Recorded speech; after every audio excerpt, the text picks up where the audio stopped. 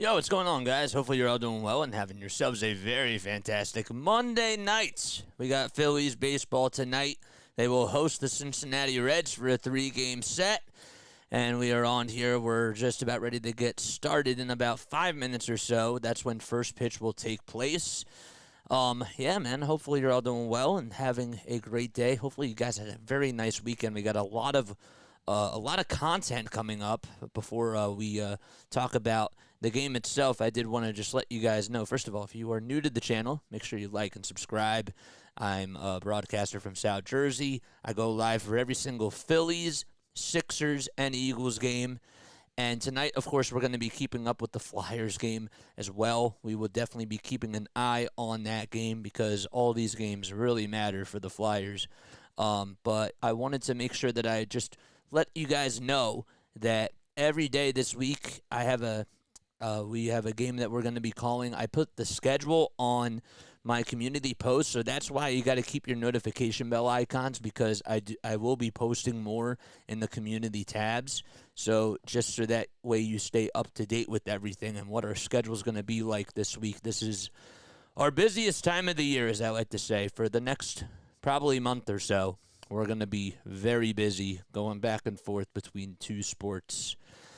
All right, so Philadelphia Phillies are at home once again taking on the Reds. The Phillies were 1-2 against the Braves. They got outscored in the first two games. They allowed 20 runs, just absolutely wild, and they were able to take care of business yesterday. Want to make sure I give Snowman Multimedia a shout-out for holding the fort down. He will also be on tomorrow night calling the Phillies game because we will be doing the Sixers game, and we're going to be doing that on Philly Take with RB's channel. And on our channel, we're going to have somebody else fill in for us with the Sixers, and that's going to be DFJ Hoops, and I'm excited to have him aboard with us. So trying to get more people involved with the community, give people opportunities, and, grow the brand for sure, but help other people grow their brand. All right, so it's 6:30, 6 p.m. Eastern Time. Let's go over the starting lineups for today. What's up, Katie? Katie is just on here. All right, so we'll talk about the Phillies first. All right, so Rob Thompson did something a little bit different today with the starting lineup, and he decided to go with Trey Turner in the leadoff spot, and then batting second, it'll be Bryson Stott. Batting third, it'll be Bryce Harper. Fourth is Real Muto. Alec Bohm is batting fifth. Nick Castellanos is batting sixth. Kyle Schwarber is batting seventh. Whit Merrifield, 8th. And Brandon Marsh is batting 9th. Happy April Fool's Day. Now let's actually go to the actual lineup. I just wanted to make sure that I wanted to just throw you guys off. Probably like, why would he take Schwarber out of the leadoff spot? The lineup for the Phillies, it'll be Schwarber, Turner, Harper, Real Muto, Bohm, Castellanos, Stott, Merrifield, and Marsh. So that is the actual starting lineup for today. Schwarber's at the DH spot. Turner is over at short. Harper's at first. He's batting third. Real Muto is batting in the cleanup spot, and he is the catcher behind the plate. Alec Bohm is over at third. The right fielder is Nick Castellanos. At second, it's Bryson Stott. And Whit Merrifield's out in left field tonight, batting 8th, and Brandon Marsh will be batting 9th. So hopefully you all heard that. Hopefully I did fool you guys there. If not, then I didn't do such a good job. I tried to keep a straight face. I really did. And then for the Reds, you got Jonathan India batting in the leadoff spot. He'll be DHing tonight. Spencer Steers out in left field. Christian Encarnacion Strand is the first baseman, batting third. Jemer Candelario is the third baseman, batting fourth. Then it'll be Santiago Espinal, who's hitting fifth. The sixth will be Elly De La Cruz over at shortstop. Stuart Fairchild is out in center field, batting seventh. Luke Mailey batting eighth. He's behind the plate. And Will Benson is batting ninth. He's out in right field. Oh, man. And then on the mound, it'll be Andrew Abbott, who will be pitching for the Reds, and he'll be going up against Cristopher Sanchez. Make sure that we get into the pitching matchups in just a little bit. But the crew chief for tonight, it'll be Bill Miller over behind the plate. And then Doug Eddings, the first base umpire, will be over there. Chad Whitson is over at second. Malachi Moore is the third base umpire. And that's the crew chief for tonight's game. What's up, Mitch? Everybody must have just missed my April Fool's joke, but that's okay. So, the line for the Phillies tonight, according to ESPN Plus, their pick to win, it's minus 150. And then the over-under is 7.5 runs. Do you guys think that they're going to go over 7.5 or under 7.5 runs? Comment down below. And the weather, it is 62 degrees outside in Philadelphia. It's pretty cold. I saw Tom McCarthy and John Kruk wearing jackets, so it's pretty cold out there. In regards to the NL East, well, the Phillies lost 2 of 3 to the Braves. The Nationals lost 2 of 3 to the Reds. And the Marlins, they got swept. And Cristopher Sanchez again stepping on the rubber for the fighting Phils. Phillies in their regular pinstripes have the long sleeve undershirts underneath the jerseys.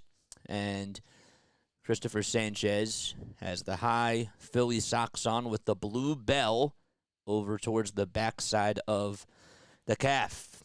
So again, the lineup for the Reds, as they'll be batting first, it'll be India, Steer, Strand, Candelario, Espinal, De La Cruz, Fairchild, Mailey, and Benson. And Cristopher Sanchez was on the mound last season. Had a pretty good season. He had pitched in 18 starts. He was 3-5, a 3.44 earned run average. Had 96 strikeouts and just 99 1/3 of an inning.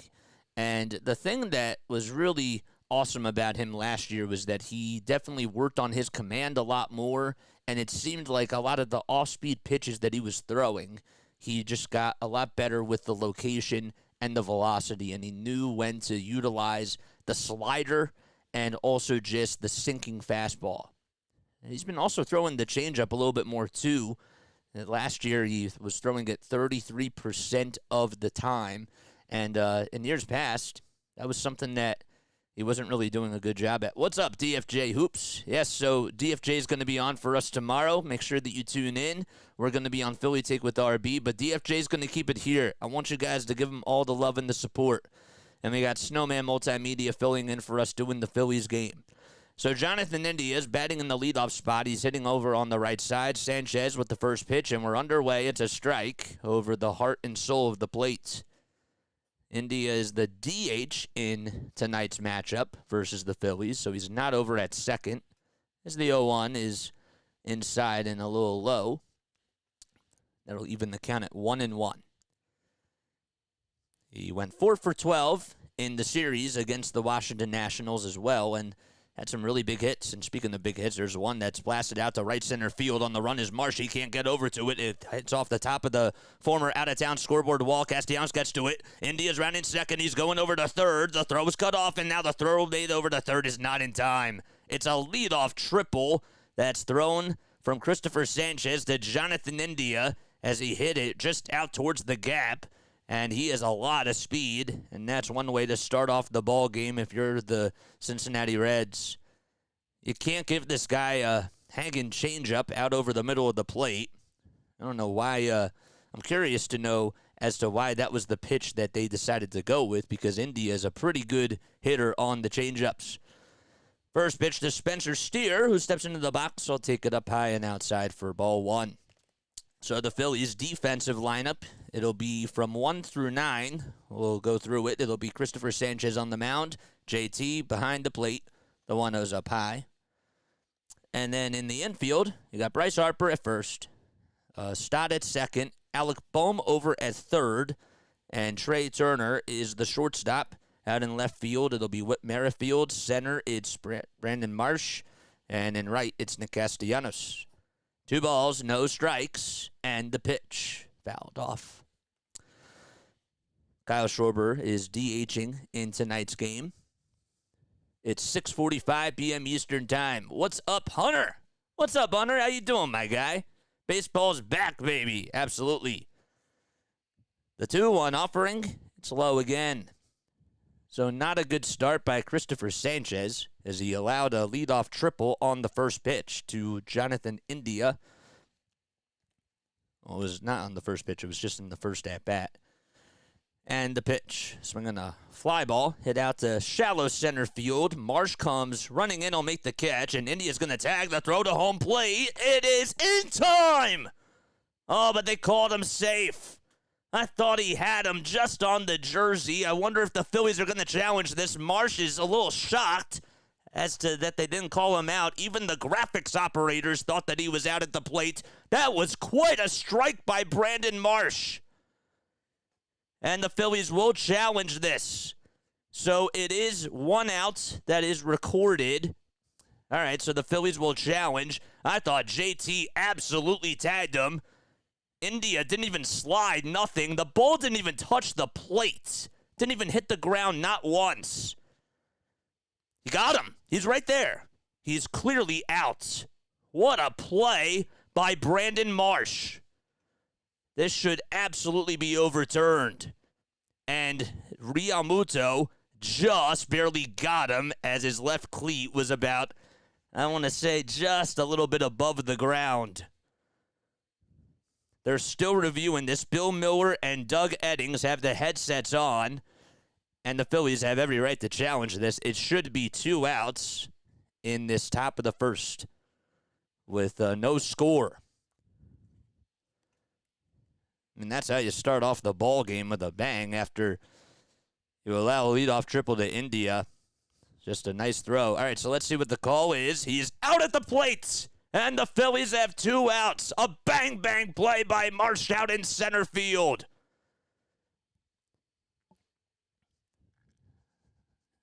If you get a chance to watch that highlight, it's great. It was a high throw, and JT did a good job at coming down with it and just tagging Jonathan India out of the plate. The throw was a little high, but still it was just a really good throw and a very good try.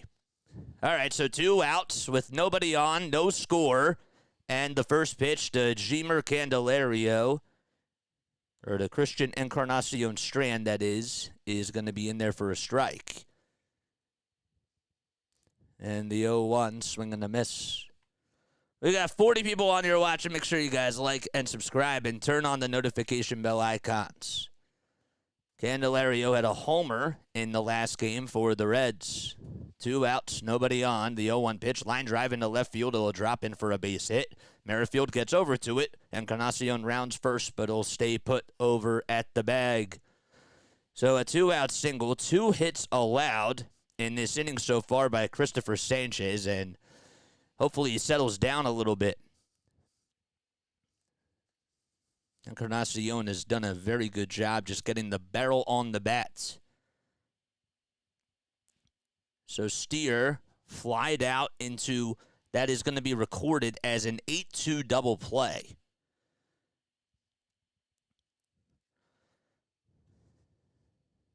And Jeimer Candelario is up at the plate, is now up in the cleanup spot. And the first pitch was in there for a strike. Sanchez looks at the plate. The pitch fouled away. That's wild that Noah Cahan got thrown out at the plate. Is that what you call it? Since 2021, Jeimer Candelario is 6th in baseball with hits on a changeup. The 0-2 pitch grounder, and it's rolled back over towards the mound. Sanchez gloves it, throws over to first as it's in time. And we get out of the inning, but not without great defense by the Philadelphia Phillies. India had a leadoff triple. Spencer Steer flied into an 8-2 double play. Encarnacion then singled, and Candelario grounded out to the pitcher. And we go to the bottom of the first. No score. Phillies coming up to bat. I've got to cut that call because that was a really nice call. I don't know why he didn't slide. That's the crazy thing about it. And I went with my gut, too. All right, so Candelario grounded out to the mound. All right, we go to the bottom of the first inning. If you are new to the channel, make sure you guys like and subscribe. Turn on the notification bell icons, and that way you'll know when I go live. Darthpoo's here. What's up, man? Thanks so much for coming on, as always. Darthpoo's always here whenever we do a Phillies game. And just a reminder, tomorrow night, we're going to be streaming 2 games on our channel. I'm actually not even going to be on the channel. I'm going to be calling the Sixers game on Philly Take with RB's channel. And if he has the link, if somebody can check to see if on Philly Take with RB, if he has the link, I would really appreciate that. Yep. But anyhow, regardless, yeah, so I will be on calling the Sixers game tomorrow on his channel. DFJ Hoops will be on here calling the Sixers game on my channel. And Snowman Multimedia, Brian Snow that is, will be calling the Phillies games for all you Phillies lovers that are out there. That was incredible. Hardcore for all, especially with the high throw. I agree with you on that. I agree with you on that for sure. All right, let's get into the starting lineups for the Philadelphia Phillies. Leading things off, again, it'll be Bryson Stott. And then batting second, it'll be Trey Turner. And then batting third, it'll be Bryce Harper. April Fools. I actually had that wrong, but April Fools. Leading off, it'll be Kyle Schwarber. And then it's Trey Turner batting second, Bryce Harper hitting third, JT Realmuto behind the plate, Alec Boehm batting fifth, and the first pitch to Schwarber is fouled away. And then after that, it'll be Castellanos sitting in the 6th spot, Bryson Stott batting 7th, Whit Merrifield hitting 8th, Brandon Marsh will be hitting 9th, and that is that. The 0-1 down low was a sweeper that was low and outside. Schwarber went 3 for 13 with a home run yesterday against the Braves. But 3 for 13 overall in the series. The 1-1 pitch, it's fouled back. So that will make the count now 1-2.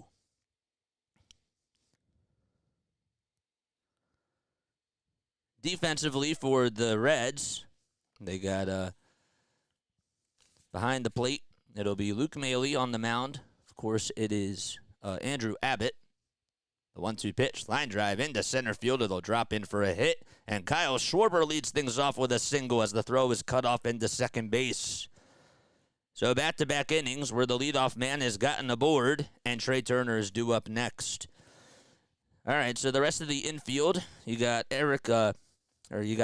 Encarnacion Strand over at first, Espinal at second, Candelario at third, De La Cruz at short, and from left to right, it'll be Steer, Fairchild, and Benson for the Reds. Turner steps into the box, and the first pitch is low, a curveball at 80 miles per hour.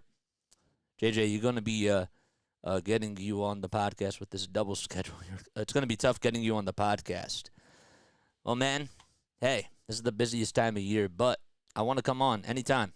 You know, you're my brother, so I'll make time for that. 1 ball, no strikes. The next pitch, chopped foul over towards the third base side. And that makes it a 1-1 count. So Andrew Abbott, who is on the mound, pitched in 21 games last year, won 109 in a third of an inning, and at a 3.87 earned run average. Schwarber leads off over at first. The 1-1 delivery fouled away. Did allow 44 walks, but he struck out 120 batters, which is also really impressive. 1 ball, 2 strikes to Trey Turner. We're in the bottom of the first. No score so far between the Phillies and the Reds. Abbott comes set at the belt, kicks, fires. It's low for ball 2. Schwarber leads off over at first. Remember, he had a stolen base in the first game where he stole from second and went over to third, and it was recorded as a double steal because Harper went over to second. And that was actually his first stolen base since 2022 in the playoffs. The 2-2, low and inside, a sweeper at 84 miles per hour, and that will make the count full. Abbott's somebody that likes to throw the four-seamer. Throws it about 50% of the time. And then the other 3 pitches in his toolbox, it's the curveball, the sweeper, and the changeup. And the changeup has been one of the pitches that he's really been working on during the offseason. Payoff pitch on the way, chopped foul towards the third base dugout.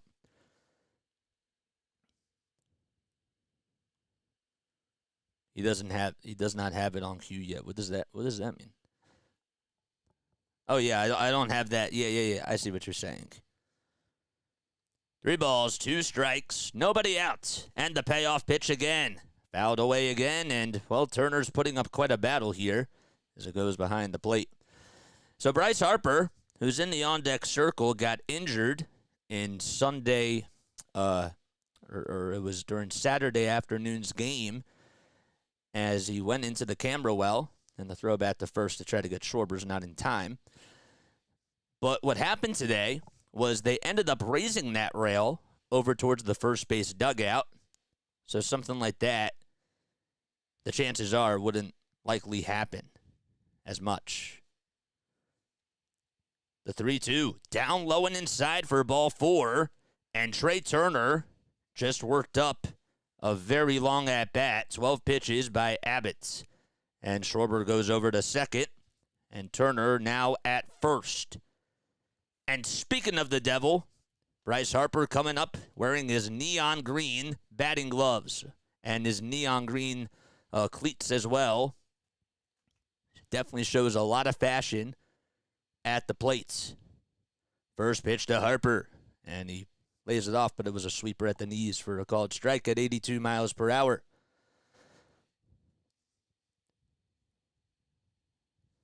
Infield playing him the pull over towards the right side. No balls, 1 strike to Bryce. And the 0-1. It's on the outside corner at 94 miles per hour for a strike there. Corey Seidman talked about how Kyle Schwarber already has a homer and 3 singles against lefties. That's just this season. The 0-2 on the way, fouled off. The Reds, as we mentioned before, they took 2 out of 3 games against the Washington Nationals. No balls, 2 strikes. Runners at first and second. The 0-2 delivery, fouled back again on the sweeper at 84.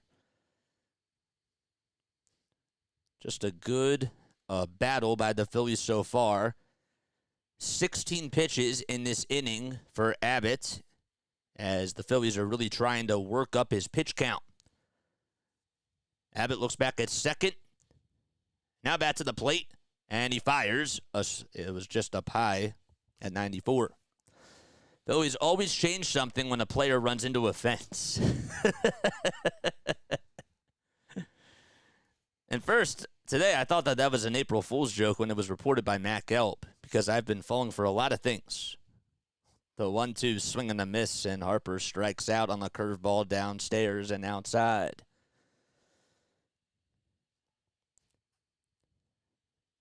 Harper usually does a good job in not chasing those types of pitches, but I don't think he anticipated that coming. And there's the first out recorded in the inning. That'll pass the baton to JT Realmuto, who went 3 for 10 with a homer against the Braves. Still 2 runners on, and Abbott's first pitch in this at-bat is a strike on the knees on the outside corner. Decided to go with a fastball. This weather is not really looking so good for these 3 games, and hopefully we do have a game tomorrow if Mother Nature's nice. The pitch inside, and they'll make the count 1-1. We're just approaching the 7 o'clock hour.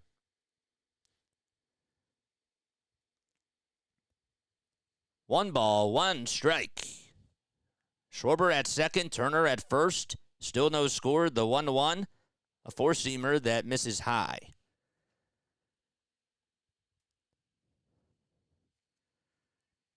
Pretty good turnout here. Curious to see how many, when they do the fans in attendance, how many people were at the game. I'm sure we'll get a result probably by the 7th.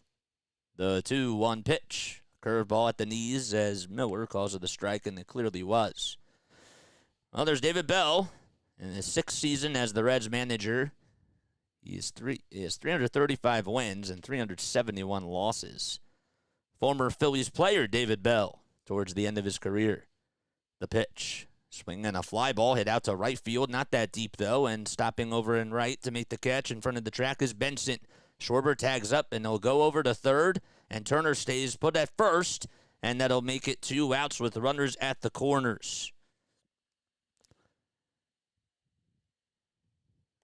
I don't even know if even if it was on a windy day, if maybe that one would have went out, but it seemed to just die out in right field. What's up, Brent? How you doing, man? If you guys are new to the channel, make sure you guys like and subscribe. Here's Bohm up at the plate. Runners at the corners, 2 gone. The first pitch to Alec, upstairs and maybe just a hair outside. It is a nasty changeup. Driving and listening, says Larry. Nice. 30-minute first inning so far. Turner at first and Schwarber at third. The throw back to first, not in time to get Trey, who was perfect last year in stolen base attempts. On stolen bases. 1 ball, no strikes to Bohm.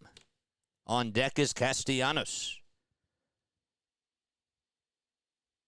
The 1-0 pitch up high for ball 2, and Turner swipes second without a throw.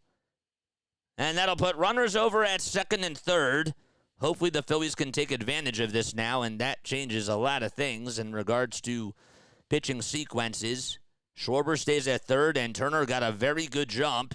He knew that he was going to make it there, and he did it without a throw. The 2-0 on the way, swinging a grounder. It's fair towards the first base line. It goes into right field. Schwarber comes in to score. Turner right on his horse. He'll come in. The throw by Benson in the second is cut off, and it's an opposite field 2-run single by Alec Bohm. And the Phillies are on the board 2-0.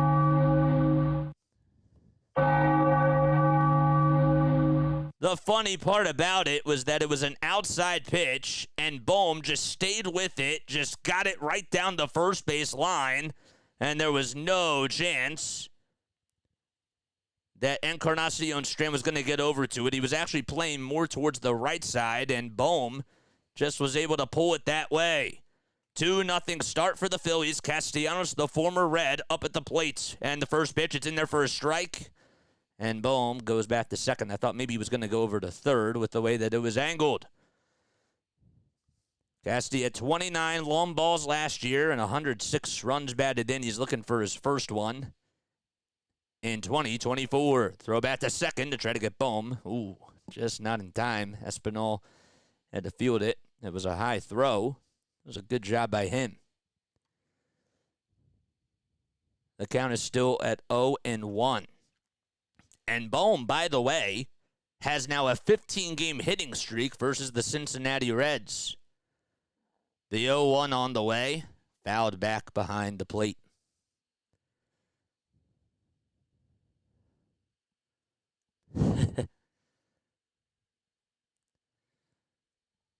No balls, 2 strikes to Nick Castellanos, and Stott waits in the on-deck circle. Castellanos, the 6-man to bat, and the 0-2 pitch. Strike 3 called right down the pipe. And that'll do it. However, the Phillies able to get on the board with an opposite field 2-run single by Alec Bohm. And we go to the top of the second. Back out there on the mound will be Cristopher Sanchez when the Phillies return. Did I say 2-run single? I'm sorry if I did that. Did I say 2-run single? Sometimes I don't remember what I say on here, and that's not good. I think I said 2-run double. I'll have to go back to the film. All right, so I circled that. There's a highlight call. It's so easy to literally just to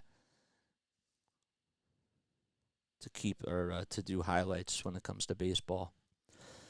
If you are new to the channel, make sure you guys like and subscribe. My name is Jason Joseph. This, of course, is Play-by-Play with JJ. I hope that you're all doing well and having yourselves a very fantastic day. Phillies up 2-0 here in the bottom of the first inning.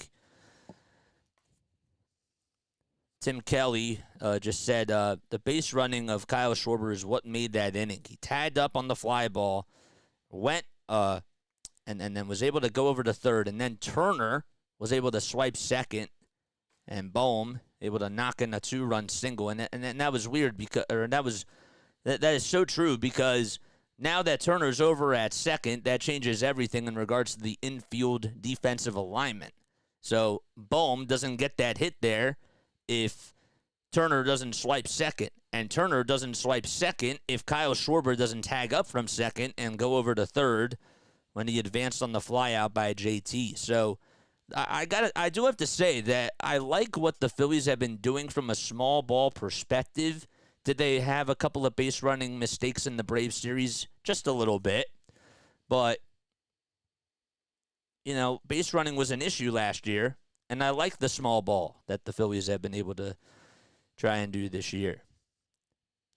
All right, so Sanchez back on the hill, and he winds up and delivers. It's a strike at the knees to Santiago Espinal, batting on the right side. 5, 6, and 7 due up for the Cincinnati Reds. Sanchez comes set and fires, and he'll throw a ball down low and inside. Espinal was just 1 for 3 in the series against the Nats. He'll foul off the next pitch, making now a 1-2 count.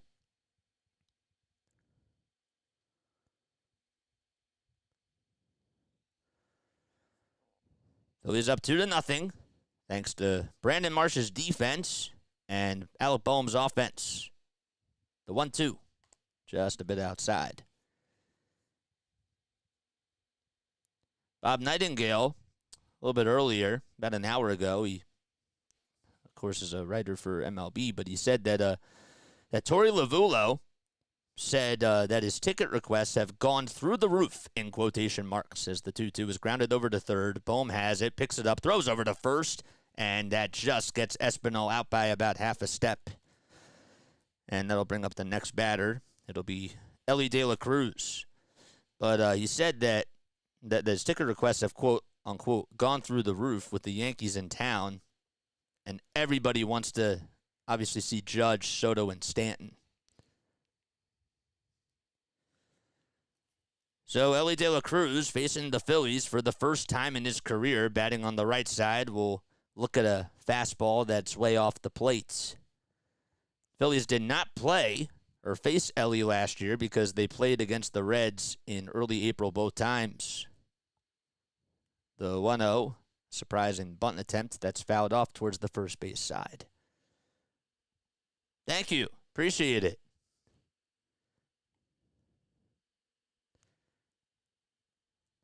One ball, one strike, bases empty, top of the second inning. Sanchez with 21 pitches as he comes set at the letters, winds up in the pitch. And De La Cruz lines this one out into left center field. It'll drop in for a hit. Played on a couple of bounces by Merrifield.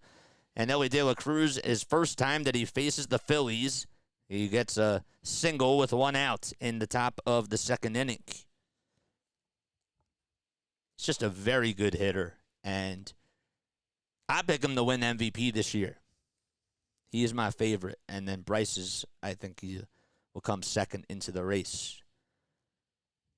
Stuart Fairchild will step up to the dish, and Sanchez fires the pitch. Fly ball it out to right field. Castellanos looks up, and it hits off the top of the wall. De La Cruz can fly. The throw over to second base is not in time, and it's just a long single by Stuart Fairchild as Cal Gilden and Cal Gilden, the third base coach, did not want De La Cruz to chance that over at third. So that's back-to-back singles. That pitch missed out over the plate, and Castellanos didn't really get a full read on it. I don't think he would have been able to make the catch, but it was hit sharply. He just looked a little confused, and I think it took him by surprise. Luke Maile, the 8-hole hitter, is due up, and the first pitch is low. Decided to go with a slider that time.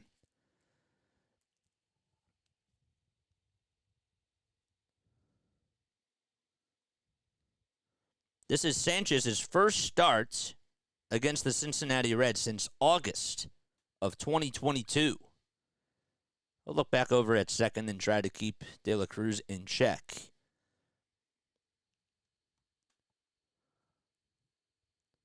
Two runners on and one out. One ball, no strikes. And the runner goes from second to third. A throw by JT. Did he get him? No. And that'll be a double steal. The throw was low. The pitch was low and inside. JT had a good throw over to third. Calitri, the bench coach, is thinking about challenging this. And let's look at the replay here. De La Cruz, I thought he got a good jump. And let's see if Bohm tagged him on that right hand from this replay. This is what makes him so special. Nope, he did not. So, the Reds trying to play some small balls. The 1-1 is just fouled off of the foot of Maley.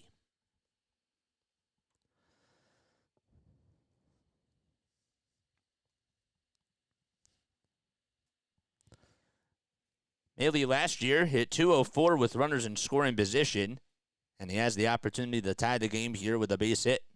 The 1-2. As that's up the ladder and above the zone. Tyler Stevenson has been the primary catcher for the Reds. The 2-2 on the way. Change up that swung on and missed. It was low and heading towards the dirt, and that's Cristopher Sanchez's first strikeout in 2024. And it couldn't have come at, honestly, a better time. Maley, give him credit for battling through that at-bat. Just great execution on the changeup thrown by Sanchez. And there's two away. That'll bring up Will Benson, who's batting in the 9-hole over on the left side. And Sanchez winds up and delivers. It's a strike at the knees. Sanchez had the sixth, highest changeup usage rate last year. Number one was Trevor Richards. And right behind him was Logan Webb for the Giants. The pitch, just below the knees for a ball.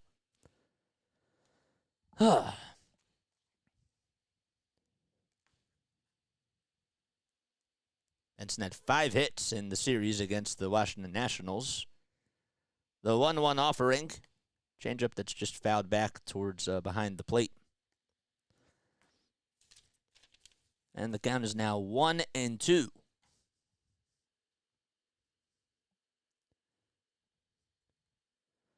Two outs, 2 runners on. 1 ball, 2 strikes. We're in the top of the second. Phillies lead it 2-0. A 1-2 on the way. Low.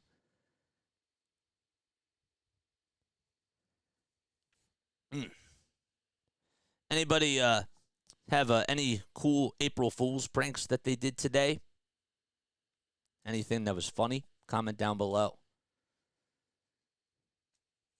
2 balls, 2 strikes, and the pitch. Low again. And that'll make the count full. It was a sinker at 95 miles per hour. 33 pitches by Cristopher Sanchez, and that's going to lead into a timeout taken by JT as he'll go over towards the mound and have a conversation with him. The Flyers are just getting started. They have a very big game tonight. So they're trying to fight for a playoff spot with the Washington Capitals in the Metropolitan Division, but still have a chance for a wild card spot. 3 balls, 2 strikes, 2 outs, and the payoff pitch. Swing and a miss. Sanchez got him the strikeout. That pitch was inside and at the knees, and we go to the bottom of the second inning. Nice job by Sanchez to work out of that inning. 2 men left, no runs, and the Phillies coming back up to bat as they lead it 2-0. Back-to-back Ks, too. Nice. All right, so if you are new to my channel, make sure you guys comment who you are down below. My name is Jason Joseph. This is Play-by-Play with JJ. I appreciate you all so much for being here. Really, really means a lot to me. We cover the Phillies, we cover the Sixers, and we also do the Eagles as well. We do play-by-play for all those teams. And again, this is my favorite time of the year with all the busyness. It's great. Flyers taking on the Islanders. That game, as I mentioned before, just got started. So Barzal going up against Tyson Forster and the Fly Guys. All right, final score predictions on this game. What's the final score prediction that you guys have? I'm going to go with 7-3, and Sanchez will get the win. 7-3 is my prediction. So, yeah, let me know what your final score predictions are. And if you're here, let me know. There was one other thing I wanted to ask, and I can't seem to remember what that was.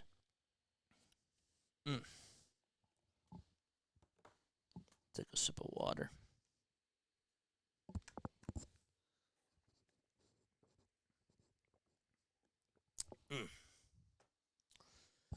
Where are you tuning in from? Comment down below if you are tuning in for the first time or if you're tuning in for the 100th time. Let us know down below. Brent's going to say 9-4 Phillies. Okay. I'll go with 9-4. Stott will lead things off in the bottom of the second, and he stares at a fastball in the inside corner as Andrew Abbott's out there for his second inning of work. Bryson went 4 for 9 against Atlanta this weekend. The 0-1 on the way, just low, or actually it was in the dirt. Bridgeville, Delaware. How far is that from Wilmington? I'm curious, but that's really cool. The kick and the pitch. There's a little pop-up hit out towards shallow center field, and tracking that one down is Stuart Fairchild, and he's there to make the catch. And Stott is retired.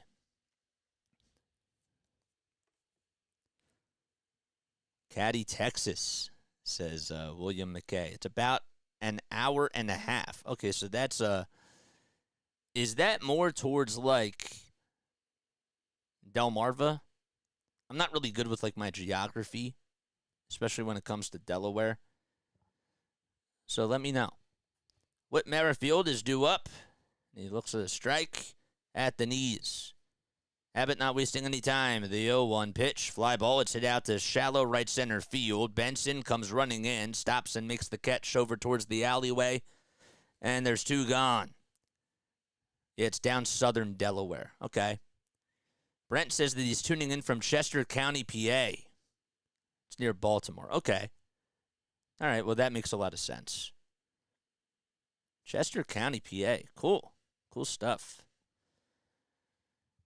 All right, so 2 gone in the bottom of the second. Phillies lead it 2-0 thanks to the 2-run opposite double by Alec Boehm. And Marsh will look at a sweeper that's outside and in the dirt.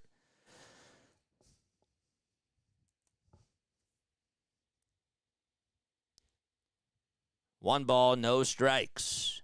And the pitch to Marsh. Swinging a line drive into left field. It'll drop in for a hit. And Brandon Marsh gets on with an opposite field 2-out single. Nice job by him. And we'll flip the lineup card back to the top of the order. Doug, what's up, Doug? How you doing, my guy? Charlotte, North Carolina, first-time listener. Wow, thanks so much for coming on here. I appreciate it. Again, if you are new to the channel, we call not only Phillies games, but we also do Sixers basketball, and we do Eagles football as well. So thank you so much for tuning in. Kyle Schwarber comes up for the Fightins, and the first pitch to him is a strike on the outside corner at 94. What's up, Mike? How you doing? Schwarber singled in the first and then was able to score a run. He got over to second on a walk by Turner, then went over to third on a flyout to right field by Realmuto, and then scored on a 2-run double by Boehm. The 0-1 swing and a miss. He took a hack at that fastball and was way too early on that. And the count is 0-2. Schwarber will call for time as he steps out of the box. The Reds averaged about 4.83 runs per game last year, courtesy of NBC Sports Philadelphia, and that was 9th in Major League Baseball. The 0-2, good take by Schwarber. It was low, and the count is now 1-2. 2-0. Yes. 2-0. It looks really good.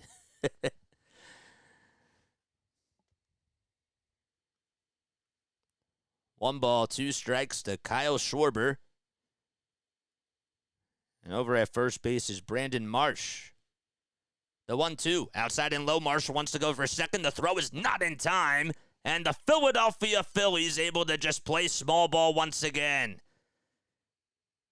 Well, the bigger bases has certainly helped. And I guess analytics has sort of gone the way where they say that if you're fast, you should try to go. You still should try to make some more stolen bases. And Marsh got a very good jump. The throw that was made by Luke Maile was not. It was a pretty good throw, but Marsh was able to get in there. 2 balls, 2 strikes. Oh, Flyers are up 1-0. Let's go. Nice. All right, Schwarber still up at the plate. There's a big gap up the middle. The 2-2 pitch. It's chopped foul towards the first base dugout. As I mentioned before, it's pretty cold in Philadelphia. They said on the Game Time, on the weather app, on ESPN, that it is 62 degrees outside. I wonder if it's a little bit cooler in Philly. Marsh leads off at second. He got on with a single, then just stole a base on a couple pitches ago. The 2-2 on the way, swinging the foul tip into the glove for strike 3. And Schwarber is retired. No runs, 1 hit, 1 man left. And we head to the top of the third. Phillies still up by a score of 2-0 at the bank.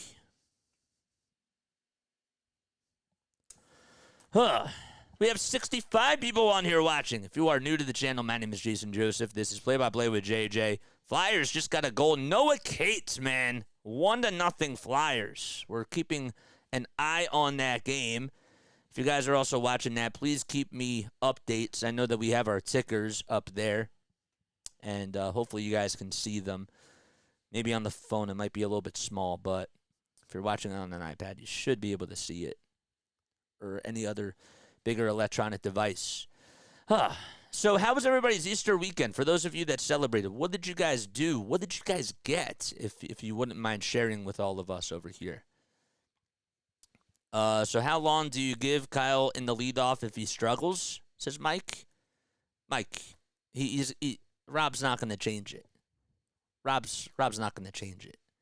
But do you guys think that Kyle should be batting in the leadoff spot?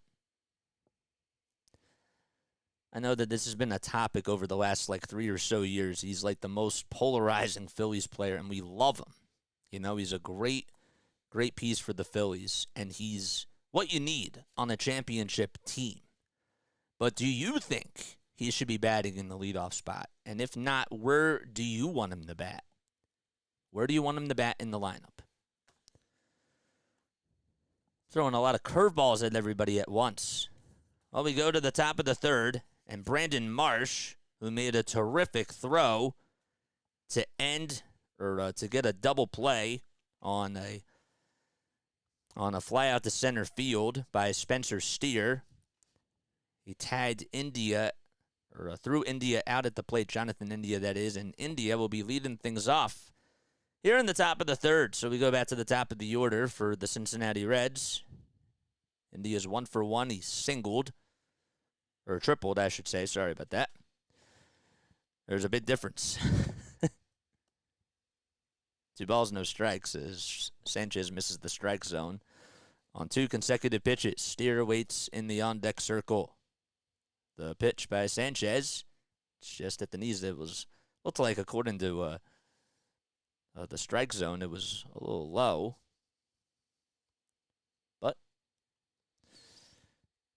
And the pitch, that's in there for a strike. So that'll make the count now 2-2. What's up, Frankie? 2 balls, 2 strikes. And the pitch, swing and a miss. How about 3 consecutive strikeouts in a row by Cristopher Sanchez?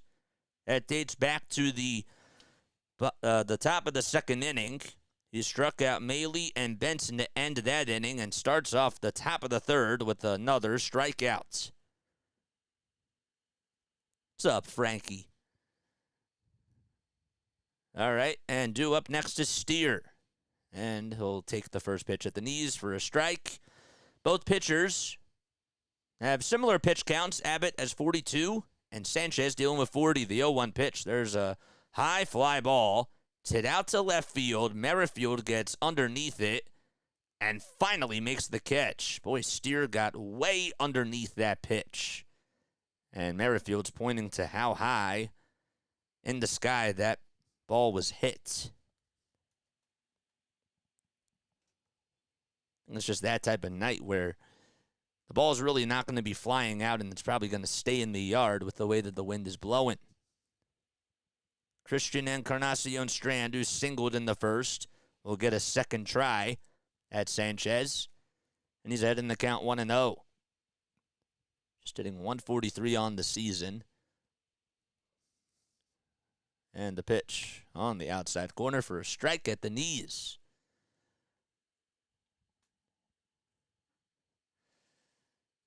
Hopefully everybody had a good offseason. 1 ball, 1 strike, bases empty, 2 gone, and the 1-1, it's punched foul towards the third base side. Just got an update that Caitlin Clark has scored the first points of the game between LSU and Iowa in the Elite Eight. 1 ball, 2 strikes, bases empty, top of the third inning. Phillies up 2-0 against the Cincinnati Reds in Game 1 of a 3-game set. As Sanchez kicks and delivers, hits a changeup that's way inside and in the dirt as well. So the count is 2-2.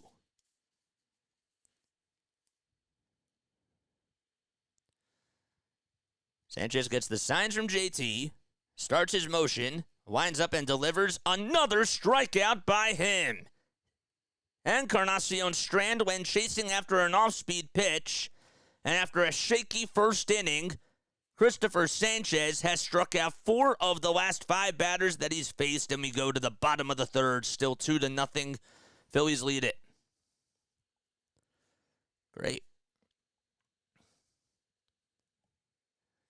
You know, it took us a little bit of time for us to get back into our baseball groove, but I really made sure that I spent time today just remembering the flow of the game and how I prepped and everything, and now it feels much more comfortable, and it's coming to me. You know what I mean? I think that what happens is the first series in any sport, you know, first game of any sport, it's like the first day of class, right? It's syllabus week, which is where sort of like, okay, you get an overview of what's going to happen throughout the season, and you kind of are a little bit anxious and shocked by how things are going at first. But once you settle in, once you settle down, you know, that's it gets a lot easier. If you have not subscribed to the channel, please feel free to do so. We got 35 likes on here. According to my counter, I have to refresh the page, and I will. We'll do that right now. Frankie says, leave Schwarbs where he is. He sees a ton of pitches and can work a count, not to mention he only leads off once a game. Unless they bat around every inning, he isn't leading off every inning. I think it's an interesting conversation because he does take a lot of walks. I know that he strikes out a lot too. I don't know if he's going to get as many walks as he did last year because last year was an outlier. That was the first time he had over 100 walks. He had like 128, I want to say, off the top of my head. At least 120, if I recall correctly. Start off the bottom of the third, and Schwarber's not leading off. He actually ended the second inning, and Turner's due up, and he takes a hack at a curveball that was way out of the zone. And early session nerves are no biggie, just a Philly thing from the field to the booth. Matt, is that Matt Murphy? Is that Matt Murphy? Matty M, what's going on, man? 1 ball, 1 strike. Murph, if that's you, thanks so much for coming on here. I appreciate it. If it's not, I still appreciate you for coming on here. The 1-1 pitch. There's a screamer that's hit over to third base, played on the hop, though, by the third baseman, and the throw over to first is in plenty of time. That was a really good play by Jemer Candelario, who's been all around over the last couple of years. and there's one away. Harper steps into the box, again wearing his neon green batting gloves. There's actually, on the inside part of the gloves, he has a little bit of some royal blue and some red as well. First pitch, it's skied high out to shallow center field. Fairchild comes running in, goes over towards his left, and will make the catch. Harper missed it. Again, got underneath it, thought it was his pitch, and just mistimed it. He's 0 for 2 today. So Turner ground out over to third on a 5-3 ground out, and Harper pops out to center. 2 gone in the bottom of the third, and the base is still empty for the Phillies. JT is due up next in the order, the 4-hole hitter in the cleanup spot. Abbott comes set, kicks, deals, and throws a strike on the outside corner of the plate.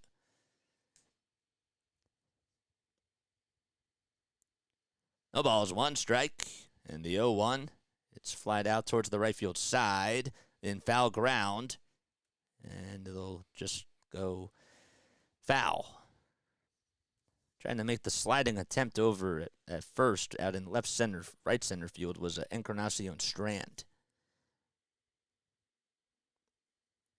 Flyers, according to Jordan Hall, just had a 1-0 lead, and it was just flipped into a 2-1 deficit in literally 18 seconds.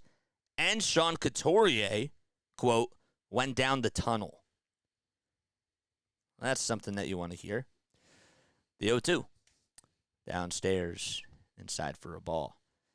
So I woke up this morning, and I looked at my phone. I was checking Twitter, and I saw that it was reported by Phillies Bell that Trevor Bauer was going to the Phillies, as the 1-2 is low and outside for ball 2. And I told my dad about it, and then I was so excited. I was like, wow, the Phillies actually get another starting pitcher. Like, this is awesome. 2-2 on the way to JT is just hooked foul towards the left side, and we'll do it again. And, of course, I got pranked, and I felt so bad. I was so mad that I got pranked today. And now, I guess that April Fool's, I thought that was just a thing, like, as a kid, you know, like in school, like you go around telling April Fool's jokes. But I didn't realize, and I guess the more I work in the media, and as the media keeps evolving, you got to be careful about that and see, like, who posts what. And it's a good lesson, because you got to trust your sources. You know? We have a time called. The count is 2-2. Nobody on. 2 outs. We're in the bottom of the third. Phillies lead it 2-0. And the count is 2-2 to JT. Abbott comes up with the next pitch, and that one's popped up over towards the foul territory, over towards the third base side. And getting under it just in front of the tarp is Candelario as he squeezes the catch. And the inning is over. So the Phillies have the side retired, and we go to the top of the fourth. Candelario will lead things off for the Reds.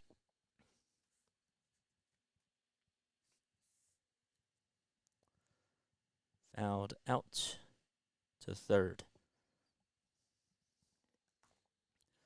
We got 66 people on here watching. Make sure you guys like and subscribe. I hope that you're all doing well and having yourselves a very fantastic day.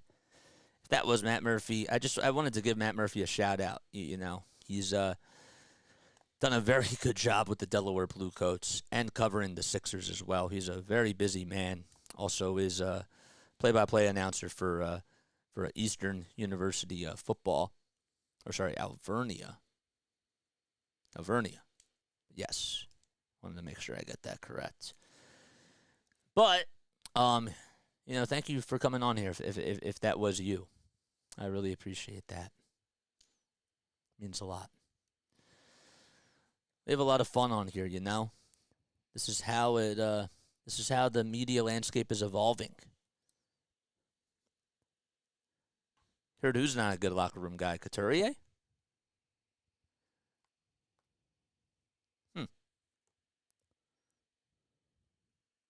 Crazy. If you haven't done so already, hit that subscribe button and turn on the notification bell icons, and that way you'll know when I go live for a Phillies, a Sixers, or an Eagles game.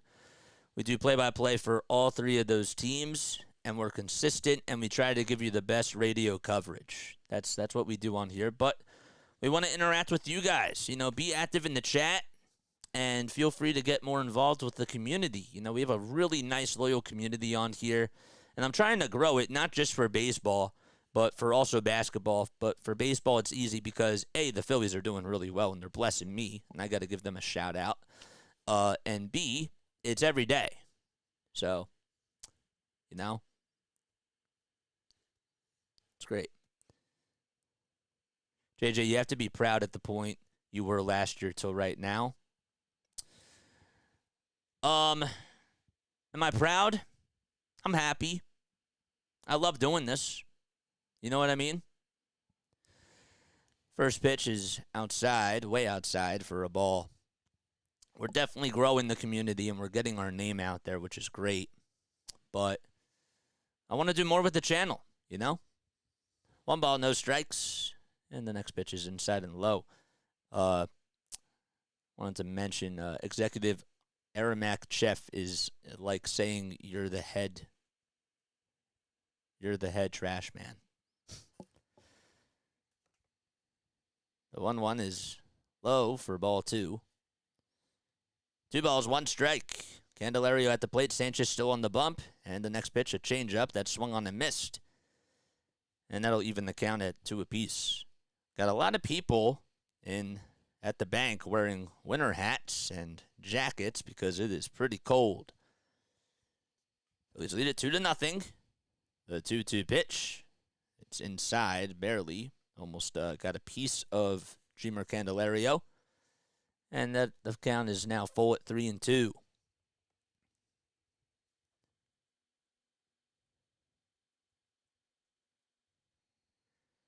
Apparently, Kruk and McCarthy are like roasting each other on the NBC Sportscast. Sanchez getting ready to throw the payoff pitch. As he gets the signs from JT, starts his windup and the delivery. There's a foul ball towards the third base side, and Bohm couldn't get there. Nice play, though, by the ball girl, and we'll do it again. 5 minutes and 25 seconds left in the Flyers game in the first period as they trail 2-1. They had a 1-0 lead. 3-2, popped up over towards the infield on the first base side, and Harper grabs it, squeezes it, and there's one away. He made the catch. 54 pitches by Cristopher Sanchez, and remember in the first, he allowed a triple to Jonathan India, and even though he had some help defensively with the throw out from center field to home plate by Brandon Marsh to get Steer to double up. First pitch is outside for a ball. And then he allowed a single after that. He's been really settling down, for sure. Santiago Espinal, who's 0 for 1 on the day, will ground this one over towards third base. Bohm has it, throws over to first with a couple of side shuffle steps, and it's in plenty of time. And 2 outs are now recorded. Not Phillies related, but in an interesting piece of sports information, the Phillies must leave the sports complex by Wednesday night, because WWE is going to have WrestleMania at the Phillies Sports Complex. Yes, that's right. That's the biggest sporting event in Philadelphia. And Elly De La Cruz is up at the plate, by the way, and he takes the first pitch just on the inside corner for a strike. 2 gone in the top of the fourth. The 0-1 swing and a miss on a changeup that was in the dirt and not even close to the zone. But it's funny that you bring that up because, it's the biggest event. And John Clark apparently had a really nice interview today that I wanted to listen to, and I probably will do so later. No balls, 2 strikes. The 0-2 pitch, another swing and a miss. And now 4 strikeouts, or 5 strikeouts, that is, for Cristopher Sanchez and the Phillies. All 5 of his strikeouts have been... He struck out 5 of the last 8 batters that he's faced, and now we play on and go to the bottom of the fourth. Phillies still up 2-0, so they'll be back up to bat in just a little bit. Flyers gave up those goals 20 seconds apart, and sorry, I'm not Matt Murphy, just some rando dork. No, you're good, man.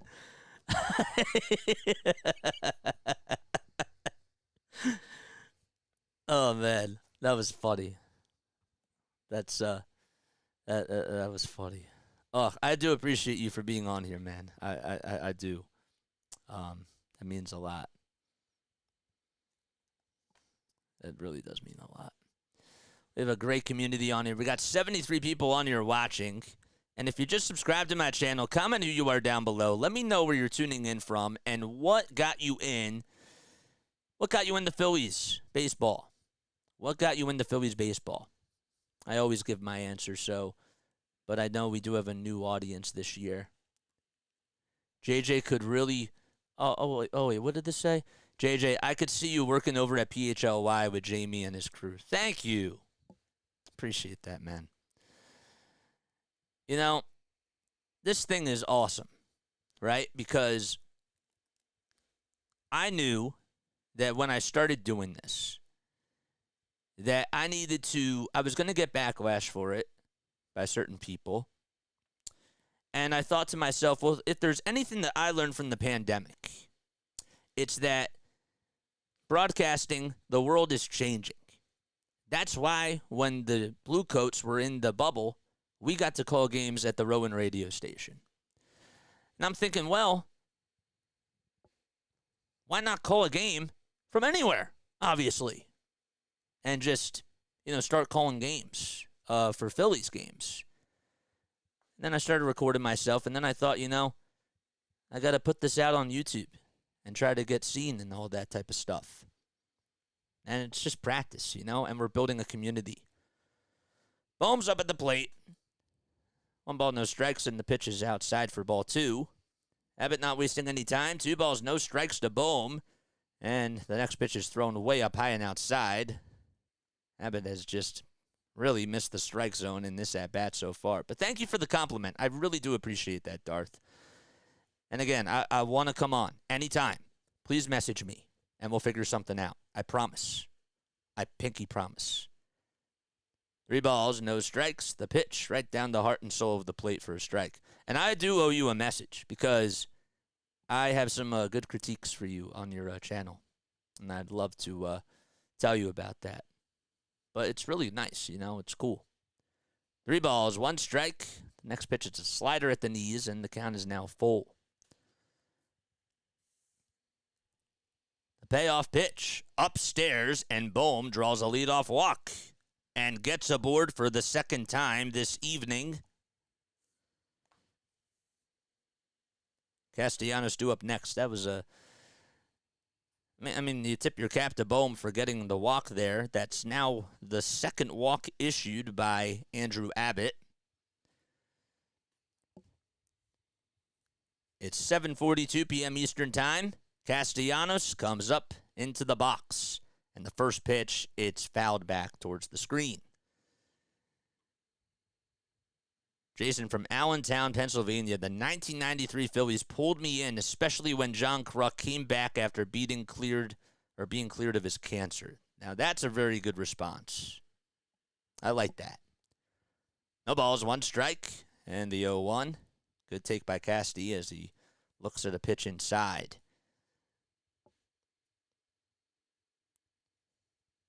So that'll even up the count. 1 ball, 1 strike. Nobody out. Phillies up 2-0.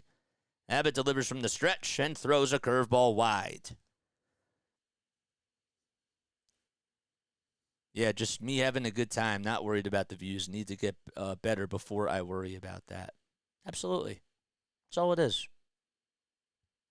That's all it is. The 2-1, swing and a miss. Oof, man, change up. That was low. And Castellanos tried to take a hack at that. Definitely a guy that does tend to chase after a lot of pitches, and Kevin Long has been trying to work with him on not trying to do those types of things. The 2-2 to Casti, swinging a fly ball. It's hit out to left field, and going out towards the warning track and making the catch for out number 2 will be the left fielder, Spencer Steer. Actually just caught it just in front of the track. And again, this weather tonight, The wind really is not going to let anything go out of the yard.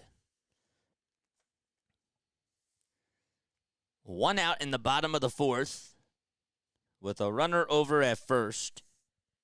As Castellanos popped out over to left. When's the raffle for the 5th inning guest spot with you? When is the raffle for a 5th inning guest spot? Oh, when we do memberships, which will be in a couple of weeks. I still haven't posted any info about that because I just haven't had time. But we're going to start working on that, hopefully by the end of this week.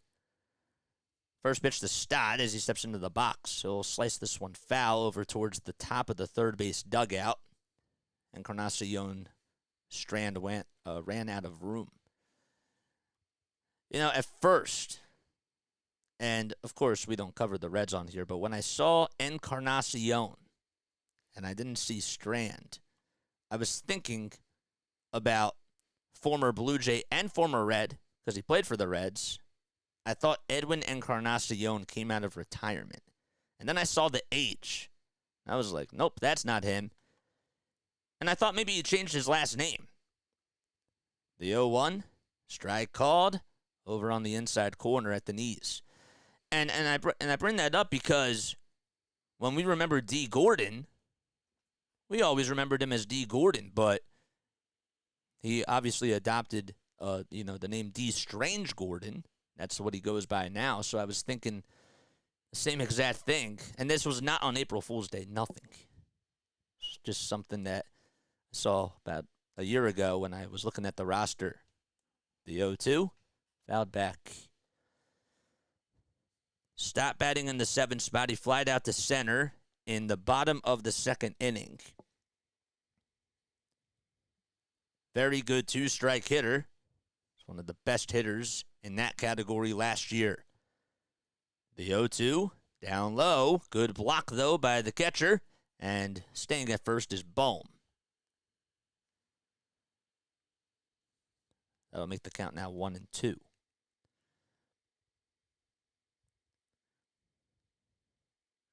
Mike Clevenger, earlier today, went to the Chicago White Sox.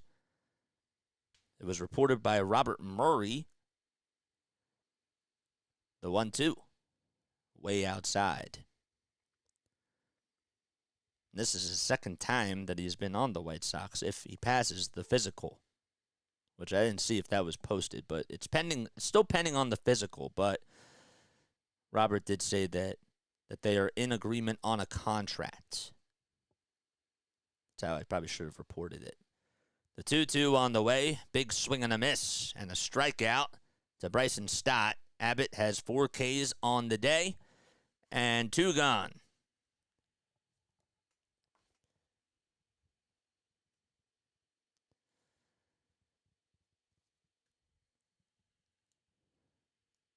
So Stott will pass the torch on to Whit Merrifield, the former Blue Jay. And he looks at a wide curveball. It's not even near the zone. Andrew Abbott. Kyle Abbott. I don't know who Kyle is. I'll have to look him up. I don't get the joke. The 1-0 pitch. There's a grounder rolled over to second, and the flip over to first is in plenty of time by Espinal. And the inning is over. No runs. 1 man left. And we go to the top of the 5th. Phillies still up 2-0. They haven't scored since the 1st. But the Reds are coming back up to bat. And we're going to take a very, very quick break. See you very soon.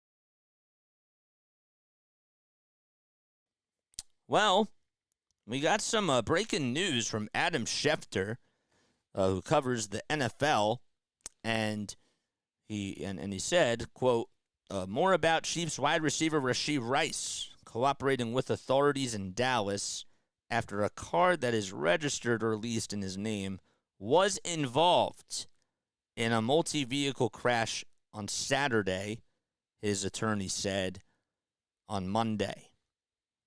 And there's more to it on the article. I'm sure that I'm going to be reading that after the game, but just got that breaking news.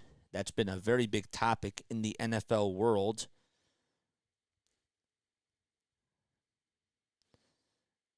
And I just got that update on my phone. Oh, damn. Wow. All right, we're back in action. So we go to the top of the fifth inning. Phillies lead it 2-0. And Sanchez back out on the mound, keeping an eye on the pitch count as he throws a strike at the knees. I don't have it up just yet. There's a fan that's wearing a bright green Philly Fanatic hat, and it has a little things come out of it. It looks so cool. No balls, 2 strikes on the swing and the miss.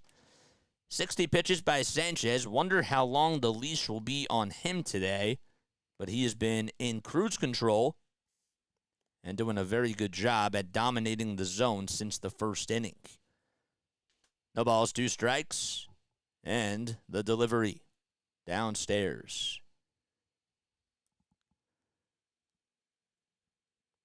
Kyle had one hand, and he pitched for the Angels, I think, late in the 90s. Wow. The 1-2 delivery, another swing and a miss. And that's 6 punch-outs by Sanchez. Boy, oh boy, the off-speed pitches have been working, and all the Reds batters are getting fooled. Thought a fastball was coming, and instead it was another changeup.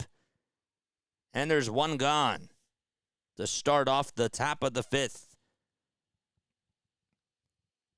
Comes Luke Maile at the plate, and he looks at a strike at the knees. So that's 2 strikeouts in a row. He struck out De La Cruz to end of the fourth, and starts off the fifth with a K. The 0-1, way outside. The count is even at 1-1. In case you're wondering how we got here, the Phillies took a 2-0 lead on an opposite field 2-run double by Alec Boehm in the first inning. And that's all the offense. The 0-2, just on the inside corner. So the count is actually 1-2. There's one gone in the top of the fifth. The bases are empty. Sanchez gets set, winds up, and delivers another swing and a miss. That changeup was in the dirt, and Cristopher Sanchez with 7 strikeouts today. As he gets cheers from the fans, 3 Ks in a row for him. Boy, oh boy, that changeup is just ridiculously filthy. Lots of movement. And Benson is due up next in the order as he steps into the box and looks at a fastball on the outside corner of the plate. No balls, 1 strike. Nobody on. Top of the fifth inning. Phillies up 2-0 against the Reds. The 0-1, another swing and a miss on a sinker at 95, just a hair inside. Benson struck out in the first. He had a homer in the Nationals against the Nationals in the previous series. The 0-2 on the way. Fouled off the back foot of Benson. It also got a little piece of JT.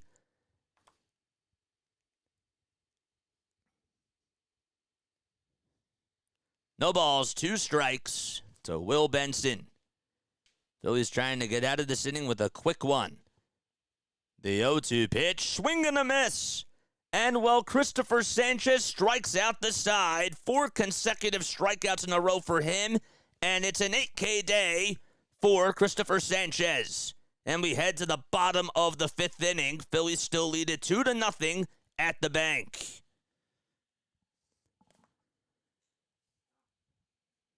Does his windup kind of remind you a little bit of Randy Johnson? A little bit. It definitely does a little bit. This is an outstanding performance by Cristopher Sanchez. Crazy. Very, very dominant performance. He's also retired 11 straight batters in a row. So just wanted to point that out there as well. For those of you that are tuning in, my name is Jason Joseph. We got 63 people on here watching now. Make sure you guys like and subscribe and turn on the notification bell icons, and that way you'll know when I go live and when I upload. All right, just an update, of course, on the Flyers. They're down 2-1 at the end of the first period. So we're keeping an eye on that game for those of you that want to know how things are going. And to the 72 listeners I have on here, let me introduce myself. My name is Jason Joseph. This is Play-by-Play with JJ. We do play-by-play for every single Phillies, Eagles, and Sixers game. We have a lot of things coming up this week. Tomorrow, we're actually going to be on Philly Take with RB's channel, and we're going to be calling the Sixers game as they take on the Thunder.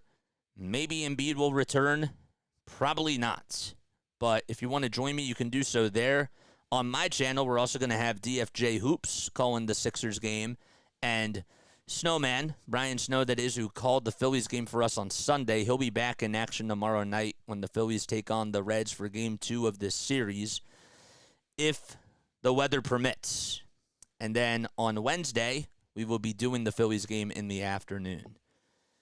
So games every day this week between the Phillies and the Sixers. And, of course, we're keeping an eye on the Flyers as well as we go along. 1 ball, no strikes to Brandon Marsh, who singled in the second and stole a base. He's batting .286 on the season so far. Abbott gets set, kick, steals, and it's fouled away on a fastball at 92 over the heart and soul of the plate. So this is the Phillies' first time that they are facing Andrew Abbott.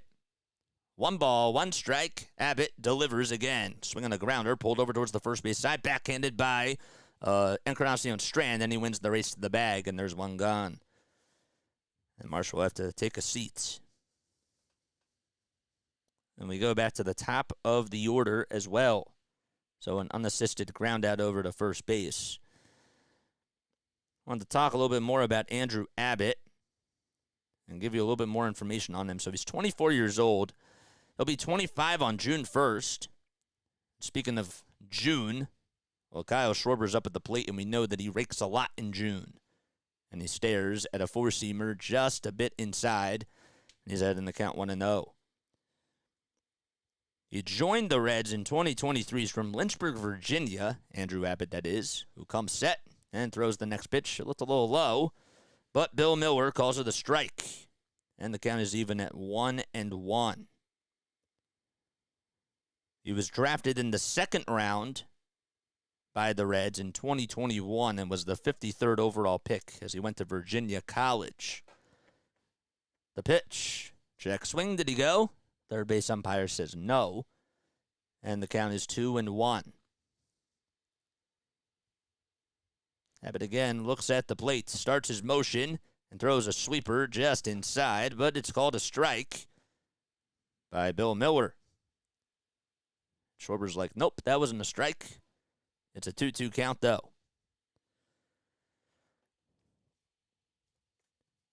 The 2-2 pitch popped up, hit out towards shallow center field. De La Cruz and Steer have to communicate, and actually Espinal's the one that makes the catch, so Espinal's over at second, and he just got under it towards his right side, and there's 2 gone. That's the 2nd time today that Schwarber is retired.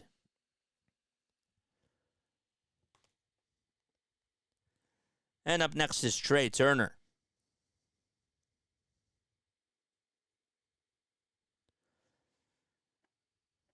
So 2 outs, nobody on still, and Turner tries to turn on a fastball, but it's hooking foul, and it goes out of play. Lifetime against the Reds, Trey is batting .338 with 4 homers and 22 RBI in 39 games. The pitch. Fouled back towards the screen.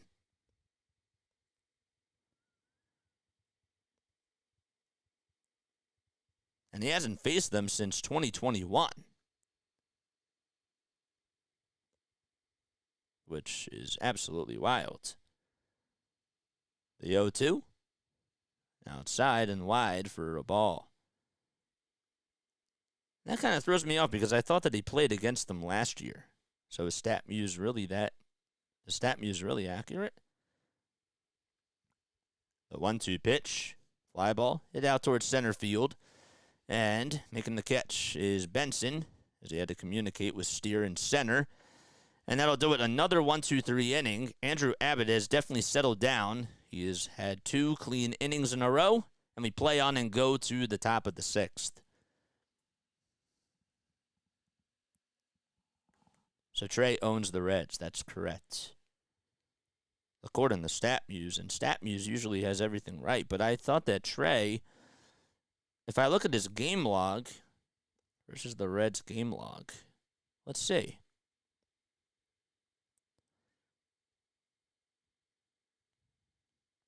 Yeah. Oh, there we go. Okay, I wasn't looking at the full thing. It had more info down. So, but that's weird because when you filter it, it should have the most recent date up there. So, yeah. Last time he faced the Reds, he went 3 for 3 and scored 3 runs at a RBI, and that was on April 16th of last year.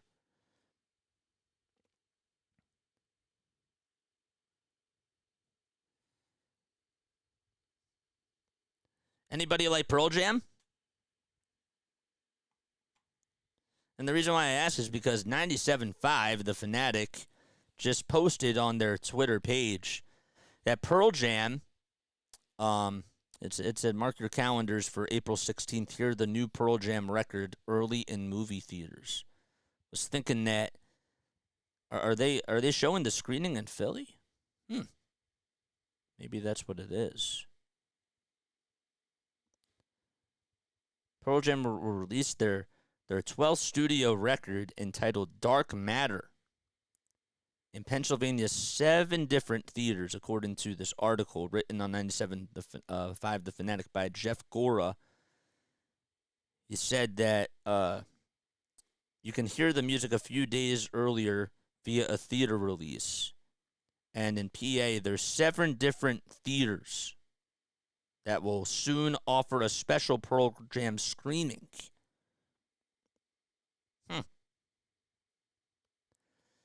Top of the 6th inning we go. Back to the game as the first pitch is on the inside corner for a strike. Cristopher Sanchez has retired the last 11 batters.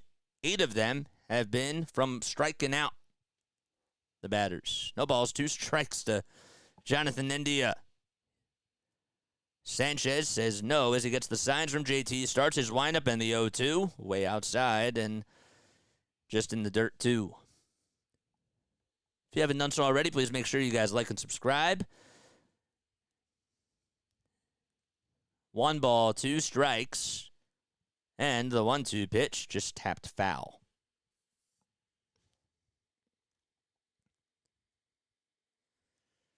India tripled in the first, and then was out at the plate on a nice throw by Brandon Marsh and a great tag by JT Realmuto after the out was recorded from Spencer Steer.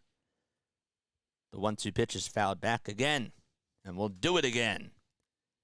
Sanchez not wasting any time. He's at 75 pitches already. We're in the top of the 6th. Nobody out. The 1-2 is upstairs.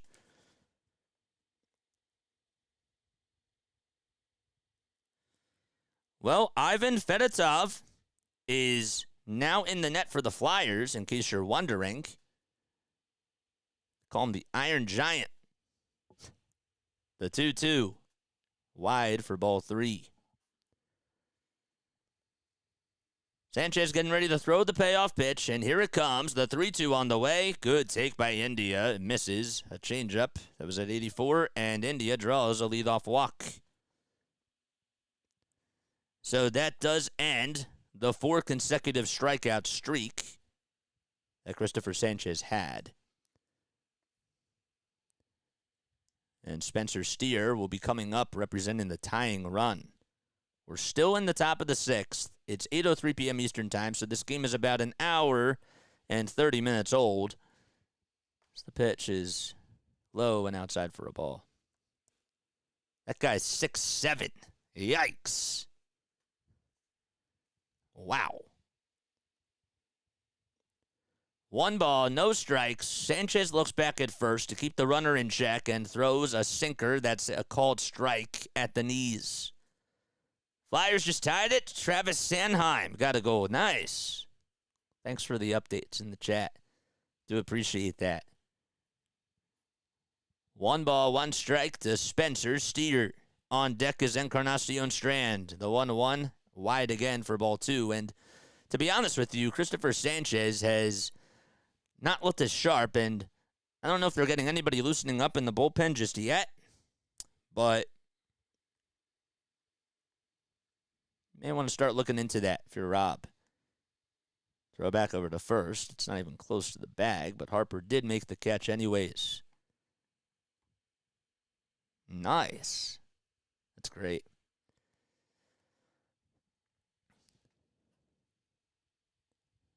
Two balls, 1 strike. Sanchez gets ready to throw the pitch, and here it comes. It's fouled off.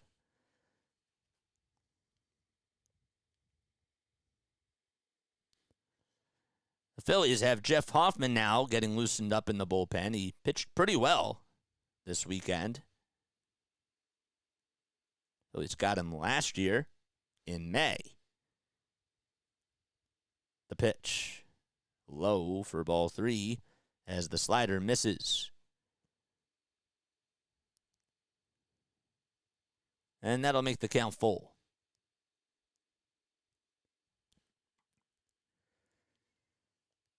"83 pitches for Sanchez.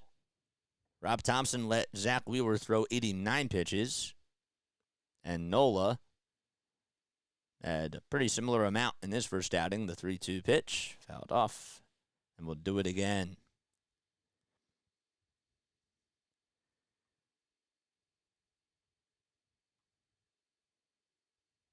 Sanchez has thrown more balls in this inning than he's had since the first. Payoff pitch, runner goes, and it's a high fly ball. It's hit out to right field. Castellanos gets under it. Does he have room? He can't make the catch. It bounces off the top of the wall. Stock comes out there for help. India will stop at third, and over at second base is Spencer Steer. The wind carried that thing, and as it tailed over towards the right side of the new wall out in right field, and Rob Thompson is coming out, and that's going to be it for Cristopher Sanchez, most likely. Sanchez had a very good day, as at 85 pitches, pitched a shutout, but for now, as the runners over at second and third are still his responsibility, and that's going to be it for him. So we have a pitching change, and we're going to take a very quick step off. We'll be right back. Jeff Hoffman will be coming into the game when we return.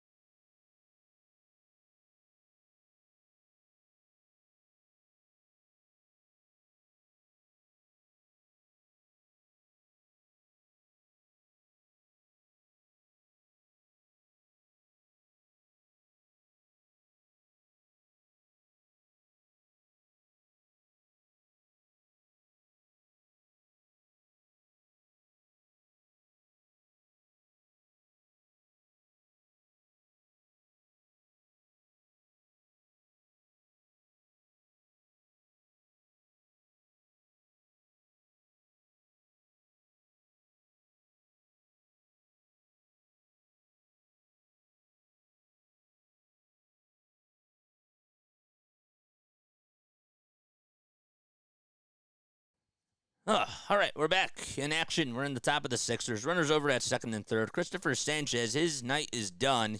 He pitched really, really well today. He had a very shaky first inning.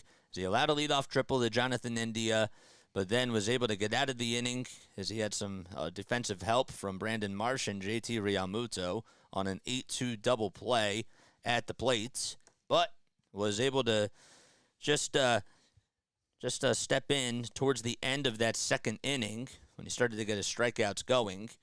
So he ends the day allowing just 5 hits, no runs, and Jeff Hoffman will have the torch passed on to him. Hoffman, in 54 games last season, pitched very well in the first pitch to Christian Encarnacion Strand is swung on and missed for a strike. So Hoffman is relieving, and Encarnacion is 1 for 2, singled. That was in the first inning. Runners at second and third, and the 0-1 delivery. Foul ball.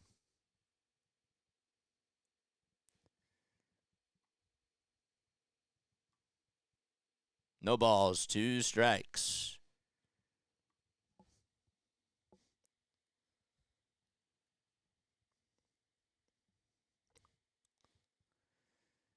Nobody out. 2 runners on. In scoring position, Phillies lead at 2-0. We're in the top of the 6th inning. The 0-2 pitch. Line drive into center field. Marsh can't get it. It drops in front of him for a hit. 1 run comes in to score. Steer will stop at third. So India scores, and it's an RBI single. And that run gets charged to Cristopher Sanchez. It was a hanging slider that Encarnacion Strand was able to just pull out towards center field.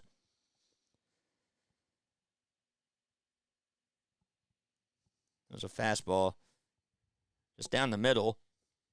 And Hoffman has been pretty consistent for the Phillies throughout his entire time here, but he definitely laid an egg there.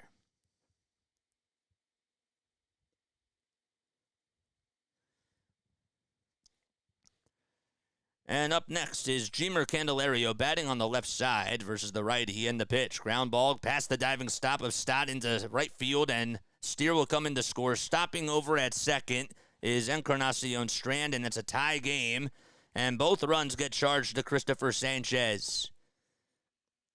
Wasn't really even a bad pitch, just a nice little piece of contact by Candelario. They were playing the infield a little bit more towards the inside of the infield and just got past the diving stop of Stott. So he won't be in line to get the win. And that's my fault for jinxing him. And now Santiago Espinal up. So we're back at a tie game. It's 2-2, top of the 6th. And Espinal takes a fastball up high. Hoffman last year had a 5-2 record with a 2.41 earned run average and 69 Ks in 54 appearances. Next pitch was down low. It's a 2-0 count. When a slider is on, it's hard to hit. And his fastball, too. Checks the runner at second. The pitch. Ground ball hit over to shortstop. Backhanded diving stop by Turner. The throw over to third. Got him! Trey Turner able to flash the leather. And Bohm was able to swipe the tag on Christian Encarnacion Strand. And there's 1 out. The bench coach, though, is looking to challenge this for the Reds, and they won't. And that defensive play by Turner definitely helps the Phillies out. The throw was a little bit, honestly, it was a pretty good throw. Turner, I thought maybe was going to slide. A nice little, that gets the runner out over at third. The pitch, that's in there for a strike. But technically, now that I really think about it, the runner is just out by 4, so it didn't even matter if he tagged him or not. So it's a force out at third. That's a fielder's choice. Ground out by Espinal. De La Cruz up. No balls, 1 strike. Candelario now at second. And the pitch inside. And the count is now 1-1. So over at second now is Candelario. And at first is Espinal. Emilio Pagan, usually supposed to sit up in the 8th inning, is getting loosened up in the pen for the Reds. The pitch. Low for ball 2.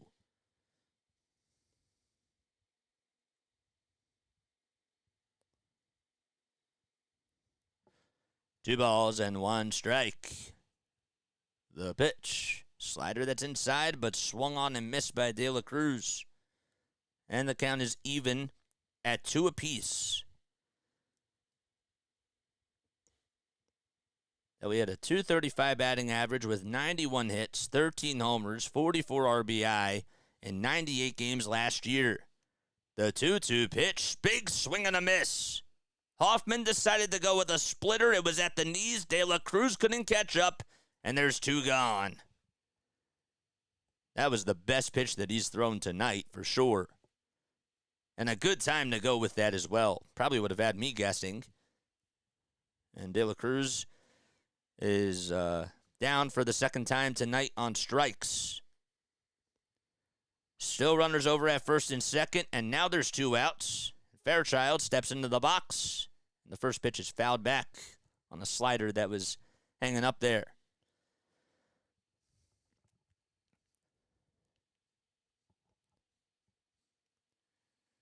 No balls, 1 strike. Hoffman with his bright blue glove, fielding glove that is on as the 0-1, is swung on and missed. Looked back to check the runner at second and then fired to strike the home plate at 97 miles per hour. And Stuart Fairchild will call for time.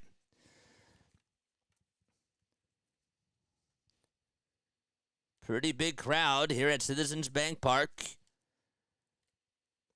They sold out every game this weekend against the Atlanta Braves in their home opener. No balls, 2 strikes, and the pitch upstairs.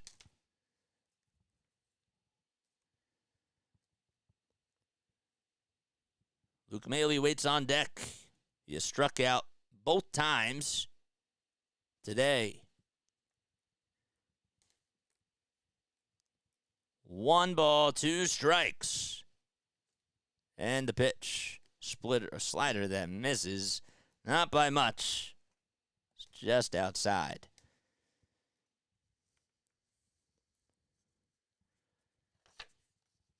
Two balls, 2 strikes. Hoffman checks the runner over at second, and the next pitch, and it's blocked in the dirt. It was a slider at 87, good block by JT, but it's now a full count. And this is a big pitch here coming up for Jeff Hoffman. 17 pitches so far. Infield playing back. And the outfield at a pretty medium depth. Candelario over at second. Over at first is Espinal. At the plate, it's Fairchild. On the bump, it's Hoffman. The 3-2 pitch. Swing and a miss. A splitter at 89. And it was swung on right through by Stuart Fairchild. And that's how we end the inning. Jeff Hoffman gets out of the jam, but nonetheless, he does allow an RBI single by Christian Encarnacion Strand and another RBI single by Jeimer Candelario to tie the game.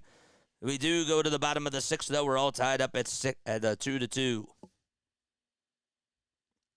Wish I would have ended that better, but so 2 hits allowed. Okay.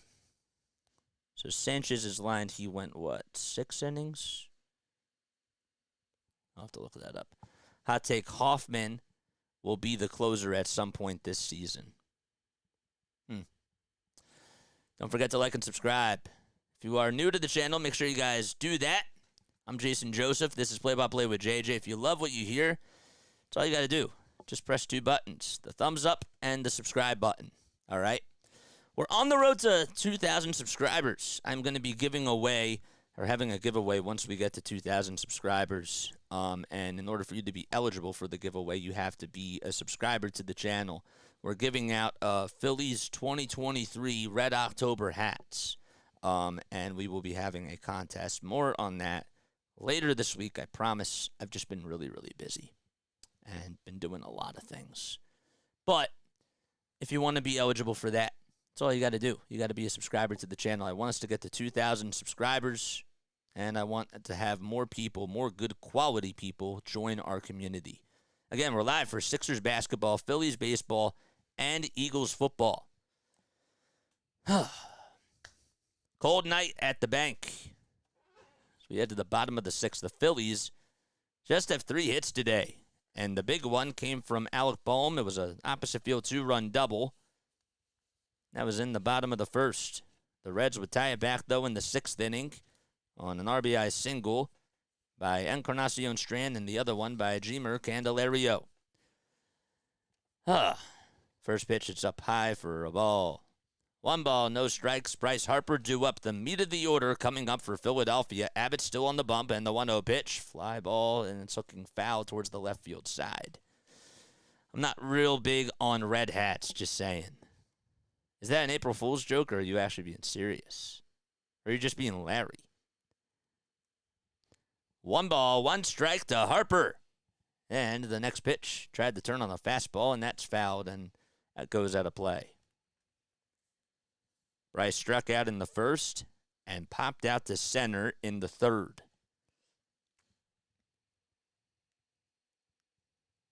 The 1-2. Check swing. Did he go? Third base umpire says no, I guess. It didn't show. Nope.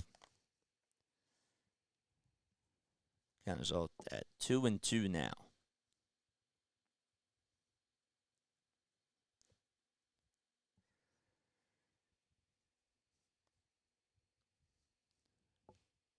Two balls, 2 strikes, a 2-2 game in the bottom of the 6th, and Harper will foul the next pitch off. It's a sweeper.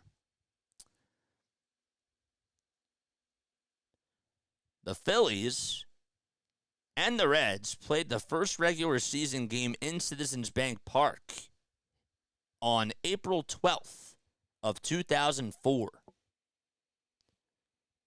The 2-2 upstairs for ball 3.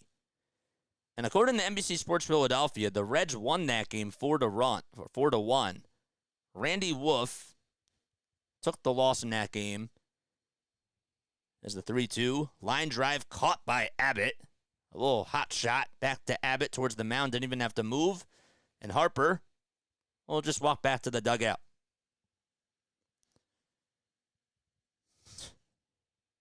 Man, call it like bad luck. That's like the second or third time this year where Harper has hit a hot shot, whether it was over to first or back at the plate or back to the mound. Would love to know the exit velocity on that. But sometimes it happens. That's like one of the most frustrating things if you're a batter. Man, I hit the ball so hard, but it was just at the fielder. And, well, David Bell has seen enough as we have a pitch and change, and Andrew Abbott's day is done. JT will be coming up to bat after the pitch and change was made. Marge was the worst owner in sports history.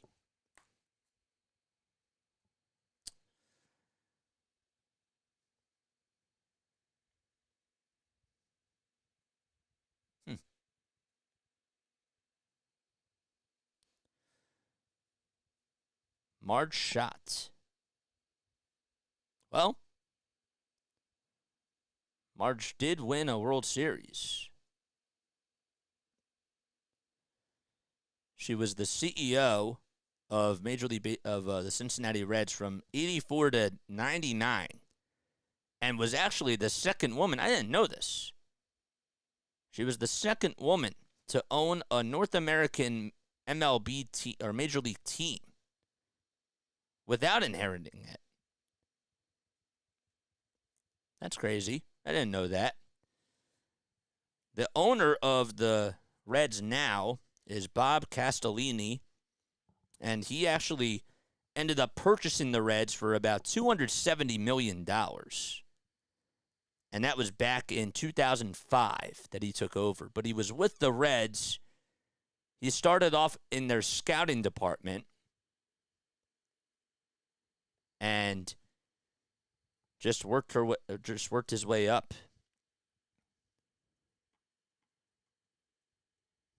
That's wild.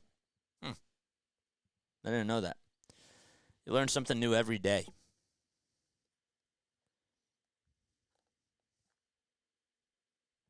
$270 million. What would you do with that money? I don't know. Emilio Pagan on the mound. Last year he pitched in 66 games. He'll face JT. There's one out in the bottom of the 6th. Base is empty. And JT stares at a cutter that's off the plate. He's lined out, and he's also fouled out today.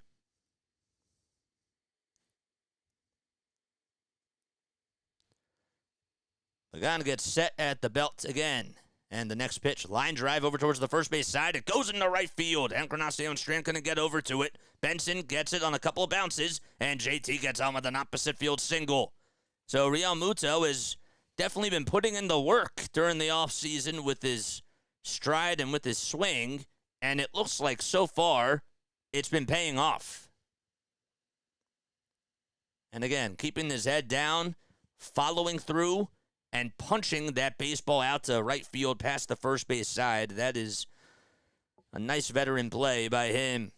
Bohm due up at the plate. Phillies, that was their first hit, mind you, since the third inning, I believe. First pitch to Bohm is inside for ball one. Just their fourth hit of the day.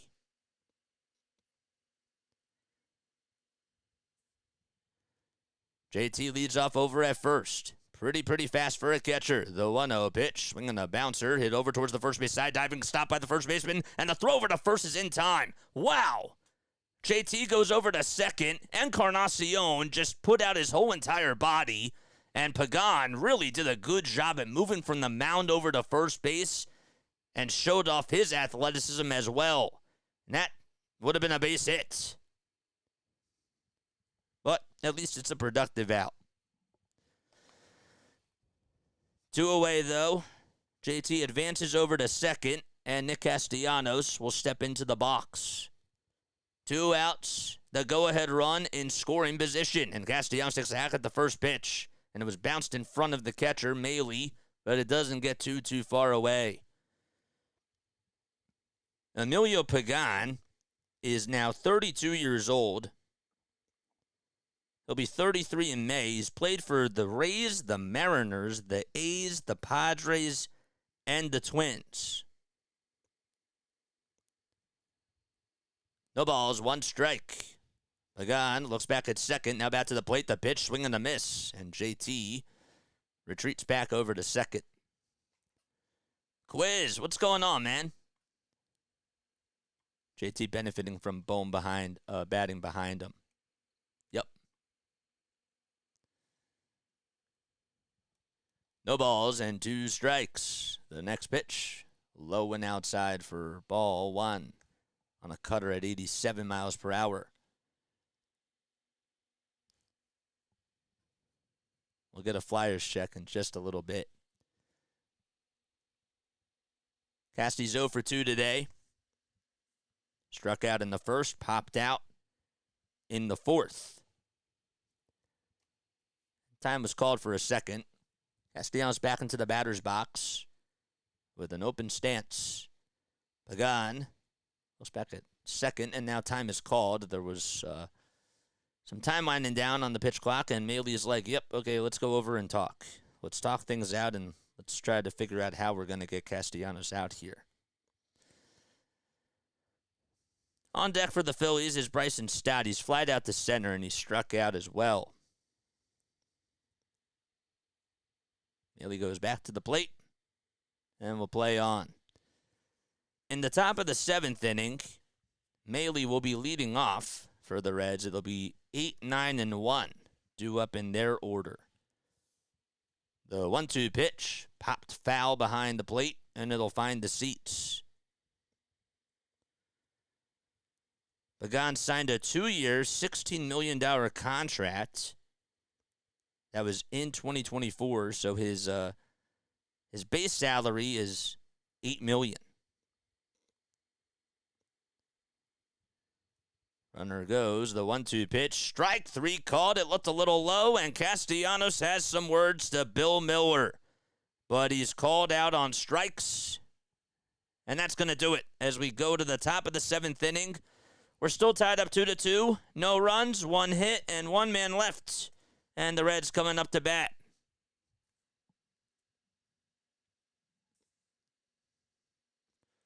That's the first backwards K in this game, too. Little Kraus, what's going on, man? How you doing? Oh, man, we have 72 people on here watching. Make sure you guys like and subscribe if you have not done so already. My name is Jason Joseph. This is Play-by-Play with JJ. I love you guys, and I really appreciate you all supporting me since day one. You know, we started off doing this channel in 2022, the December of 2022, and we've been really taking a lot of steps forward, you know. We really have been. The hard work is paying off, and we want to continue to call more games, give you guys the best play-by-play coverage, and also just continue to get reps. It's a win-win for you and me, and it's satisfying, you know, being able to have this opportunity. And I don't want to go off on a tangent, but sometimes we think to ourselves like technology has had some, not such great things about it. But there's always, as my dad would say, there's pluses and minuses to everything. And technology really has permitted us to go into this digital world of broadcasting, and it's been providing more opportunities, and we're really trying to take a chance on ourselves. And it's been a blessing in that regard, for sure. All right, well, we are in the top of the 7th inning. We're still tied at 2-2. Both teams combined have 11 hits on the day. Cristopher Sanchez went 5 innings and had 2 earned runs allowed, 8 strikeouts. They were just inherited runs. And now Matt Strahm will be out there for the Phillies as the second reliever tonight. So Strahm comes in. He's pitched in 56 games, or he pitched in 56 games last year. Opponents were hitting .213 off of him, and he was 9-5 with a 3.29 earned run average. Maile comes up, and Benson waits in the on-deck circle. It's a 1-0 count. Yeah, we struck out twice today against Cristopher Sanchez. First time was in the second. Second time, which was not a charm, that was in the 5th. The 1-0 on the outside corner for a called strike. Anybody seen like some really good movies lately? If you have, comment down below because I would really like to know what good movies are out there to watch. The 1-1. It's way inside, and the count is now 2-1. Heard that the Godzilla movie just came out. Somebody came on here the other day and talked about that. 2 balls, 1 strike. The next pitch, little roller over to third base. Bohm has it, throws over to first, and what a play by Bohm as he just got Luke Maile out. Now, Maile, mind you, is not the fastest runner in the world, but Bohm had to get a good read on it. It was hit off the inside part of the bat, over not towards the knob, but just below the barrel. It jammed Maile, we'll put it that way. And Bohm able to make a nice play. Phil's schedule gets very favorable for the next 6 weeks or so. Yep, I agree. Godzilla -1 is fantastic. Did you see it? The pitch, fouled off by Will Benson. Phillies pitching has retired 3 batters in a row. Going back to the top of the 6th against Elly De La Cruz and Stuart Fairchild, who each struck out against Jeff Hoffman. The 0-1, and now it's an 0-2 count. Mike, come on.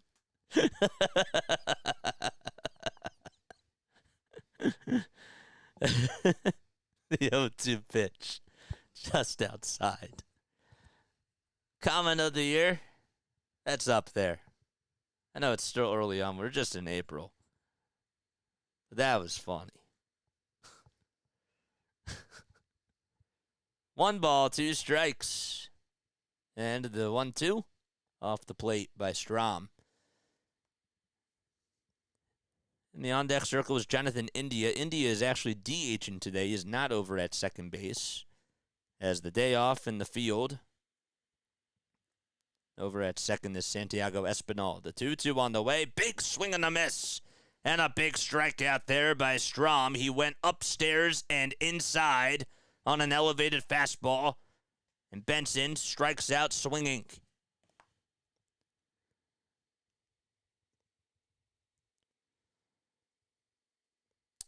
Well, tonight's attendance for the Phillies. Guess. Yes, how many people? We'll take our guesses. First pitch, it's in there for a strike. I watched an old movie that was great. It's called DAS.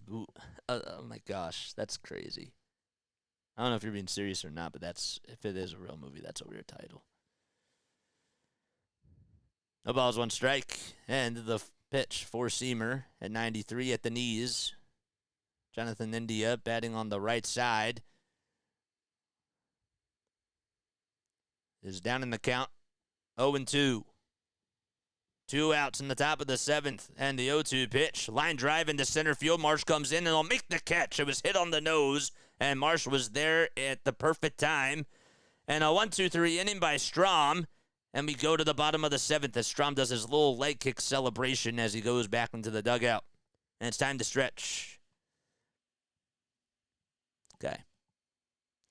Godzilla versus Mecha Streisand. You guys are funny, man. Y'all are really funny. He does. All right. So we're going to go to the bottom of the 7th inning, and that means that it is time now for us to ask our Phillies trivia question of the day. I'm going to ask you a question, all right? And if you get it right, you will hear this sound. And if you get it wrong, you'll hear this. Okay. Probably should redo those recordings because the right one is so low. You just hear like the little ding, and then the wrong one's like burr, like it's like so loud. All right, so I want to know which former Philly once said this quote. Okay, underdog. That's something we've become accustomed to playing in Philadelphia. We're always the underdog. Who said that quote? All right, I'll read the quote one more time. Which former Philly once said, underdog, that's something we've been accustomed to playing in Philadelphia. We're always the underdog.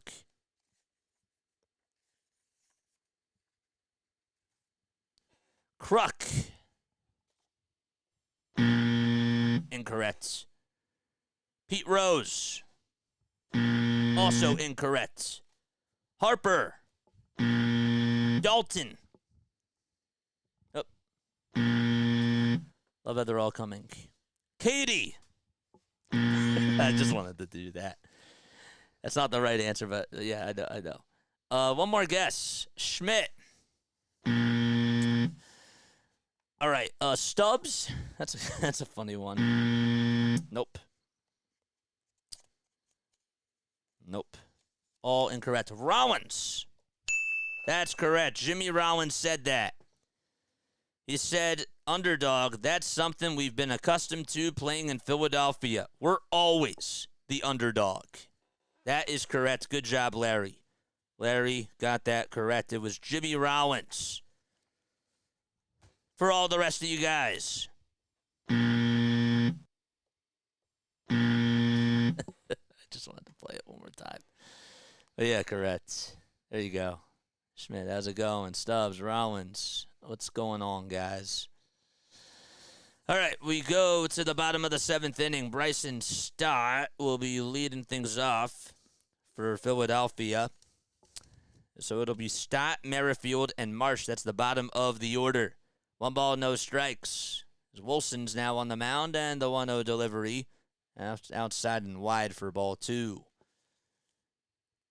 There was a discussion going on behind the plate. I guess it was, did they consider that a pitch clock violation? I guess so.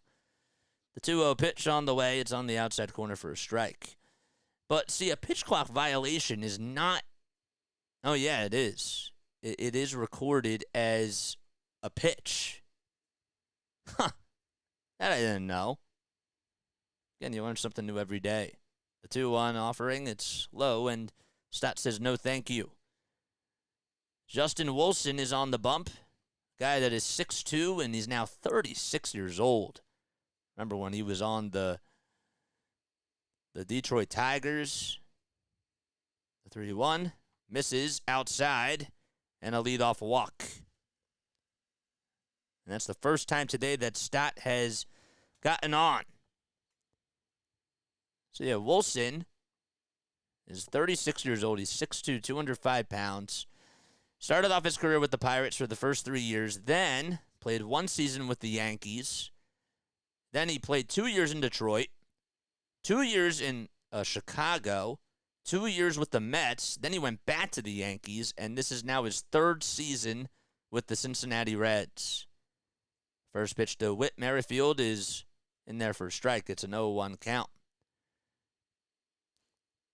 Last year, he only pitched in 5 games. That was it. The year before that, he pitched in 2021. He was traded from the Yankees to the Reds during that year. The pitch. 1 ball, 1 strike. We're in the bottom of the 7th inning. The go-ahead runs over at first.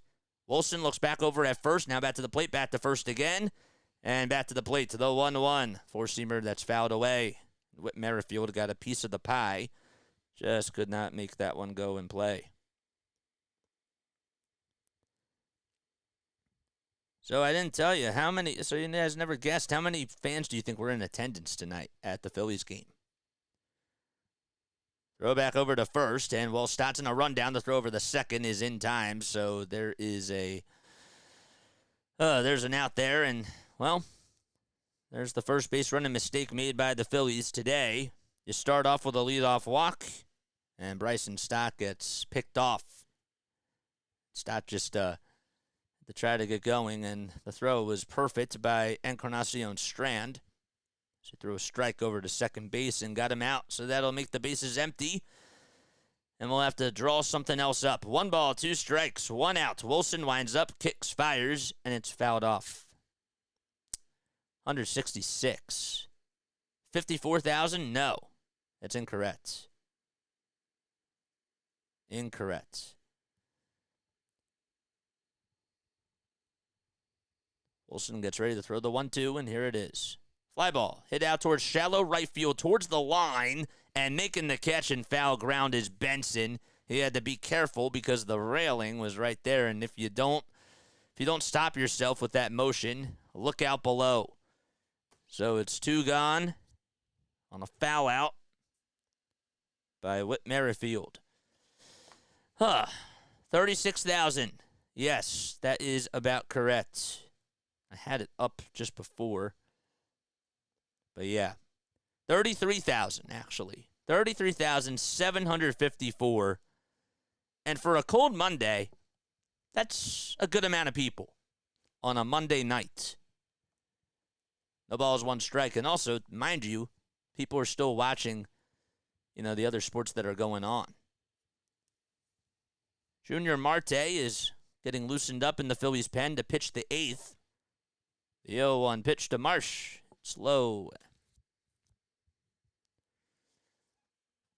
You were close enough, Snooter. Yes, sir. Alexis Diaz is supposed to close for the Reds. May come on. He's getting loosening up in the visitors' bullpen. The count is now 1-2 as Marsh fouls that one back. Justin Wilson, who's in his 13th season, has pitched in 528 games. Has a 33-24 record during that span, or throughout his career. And the 1-2, fouled away again.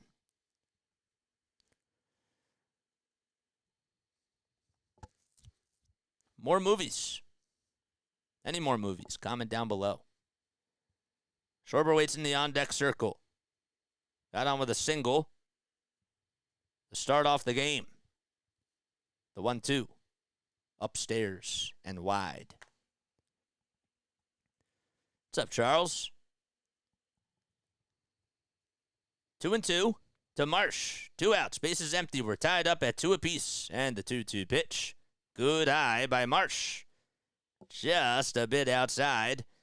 And that'll make the count full.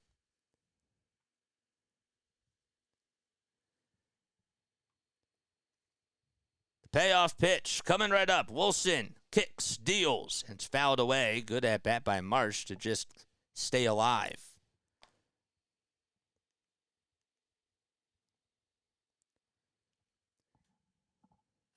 Told you a movie. Yes, you did.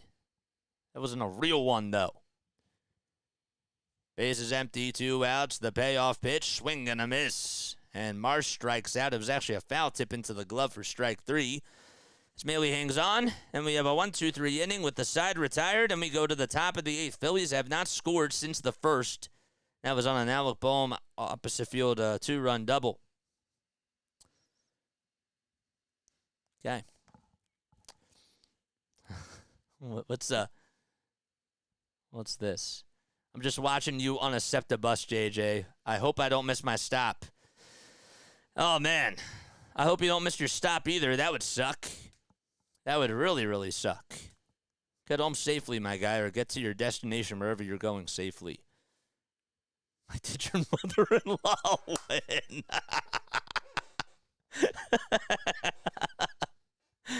That's going back to the comment that Mike made about how he saw Godzilla versus, what did he say? Godzilla versus my mom, or it was sorry, no, it was Godzilla versus my mother-in-law. That's crazy. Hey, you can't spoil it if you haven't seen the movie, Larry. So you gotta watch it. I don't know if you want to find out, but I would want to watch it first. It's crazy. I watched that stupid Five Nights at Freddy's movie with my daughter. It was stupid. Man, I'll be honest, if we can win 2 of these 3 games, I'll be happy, says Snooter. Thanks so much for coming on here, Snooter. I do appreciate that. Yes. J-Man Curly Prime is coming. J-Man Curly Prime, I'll have to check that out. All right, so in case you guys are new to the channel, the name is Jason Joseph. This is Play-by-Play with JJ. I hope that you're all doing well. And if you haven't done so already, we understand that we have people tuning in on the radio and people just tuning in this background noise. But if you ever do get a chance, hit that thumbs up button and hit that subscribe button. Do me a solid. And now we're back into the game. Junior Marte will take the mound and be the head of the ship to start off the top of the 8th inning. Last year, he pitched in 40 games, had a 5.03 earned run average, and just pitched in 39 1/3 of an inning. First victim to start off the 8th, it'll be Spencer Steer. Marte kicks, delivers. It's inside. Spear doubled in the 6th and also scored a run as well. The 1-0 pitch, it's chopped foul towards the third base side. The Cincinnati Reds have the most games decided by 1 run. Whether they win or lose, that's how it is. If you win or lose by a run, they've had the most of those since 2023.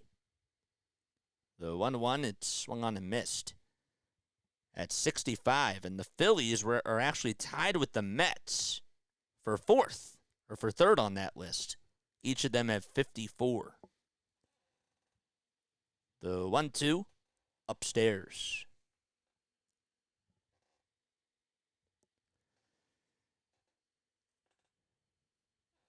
The count is doubled up. 5 seconds left on the pitch clock. Marte gets set above the letters, kicks, delivers, swing and a miss. Marte goes with a high heater at 95 and goes inside, and Steer can't catch up to the fastball. Well, he dared him. And that's nice. Brent Suter is getting loosened up in the Reds bullpen, the left-handed pitcher.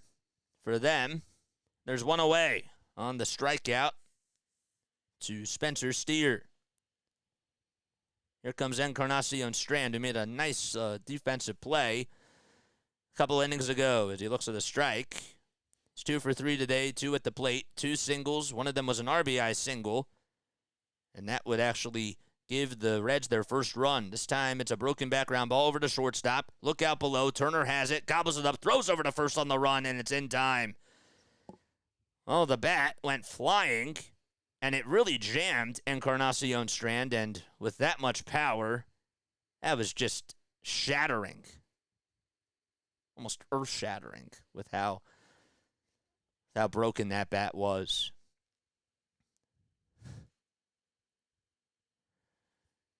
Two away in this top of the 8th inning. We're knotted up at 2. Jemer Candelario batting on the left side is the one that tied the game, and it sends the first pitch out to center field. Marsh, it's not too deep. He'll get under it as he goes over towards the left, stops and makes the catch. And the inning is over. A 1-2-3 inning. The side is retired, and we go to the bottom of the 8th. The leadoff man for the Phillies, Kyle Schwarber, is due up when we return from the action. Are you worried about how Harper has been playing and how he still has no hits? No, I'm not worried about that yet.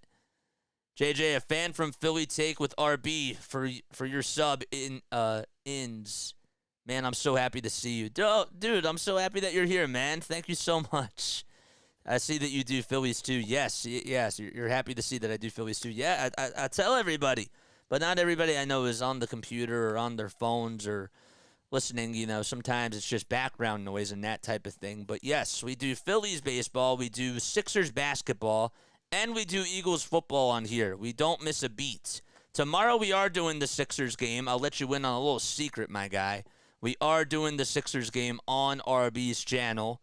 But don't worry, we also got the game covered on our channel as well. And DFJ Hoops will be filling in for us. Want to make sure that we give other people opportunities on our channels as well. And then covering the baseball game on our channel will be Snowman Multimedia. That's Brian Snow. First pitch will be at 6:40 p.m. tomorrow night, bearing the weather. So hopefully it does not get rained out or else we have a doubleheader. What is that? I'm a little concerned. What are you concerned about? What are we concerned about? What's not concerning is, well, I was going to try to make a segue, but I can't do that. Can't do that right now. So Marte, just wanted to let you guys know, thanks to Aiden Doherty for tweeting this, a guy that does a great job at Rowan, who I still get to talk to. He's great at what he does. He said that Junior Marte got the 2, 3, 4 hitters out and has gone 3 innings this season without allowing a run. Schwarber comes up and he'll face Shooter first. The lefty on lefty, first pitch, line drive back up the middle for a hit. It's a single, a hot shot by Schwarber, and that's how you lead off the inning. It was hit on the ground right between the 4-6 hole. And Schwarber gets on with a leadoff single. That's the second time today that he's done that. And now Turner comes up. He walked in the first, scored a run, and also stole a base too. Suter looks back over at first and will throw to first, and the throw is not in time. Schwarber gets back in there safely. That's awesome, baby. JJ's so awesome and deserves way more views. Perfect play-by-play, and the energy's unmatched. First pitch to Turner, swinging the fly ball, hit out to center field. It's going to drop in for a base hit. Schwarber goes over to second, and Trey Turner and Kyle Schwarber getting the fans back in the game. That's how you punch it out to center field. Just got the barrel on a fastball. And Turner able to put Schwarber in scoring position, and he's going to come out. They're going to have Johan Rojas pinch run for him. That's the second time today that Trey has gotten on, and a good move by Rob Thompson. So it'll be interesting to see what the Reds decide to do. We do have a timeout called on the mound. Suter is talking things over with Luke Maley, and they're having a conversation because guess who's up?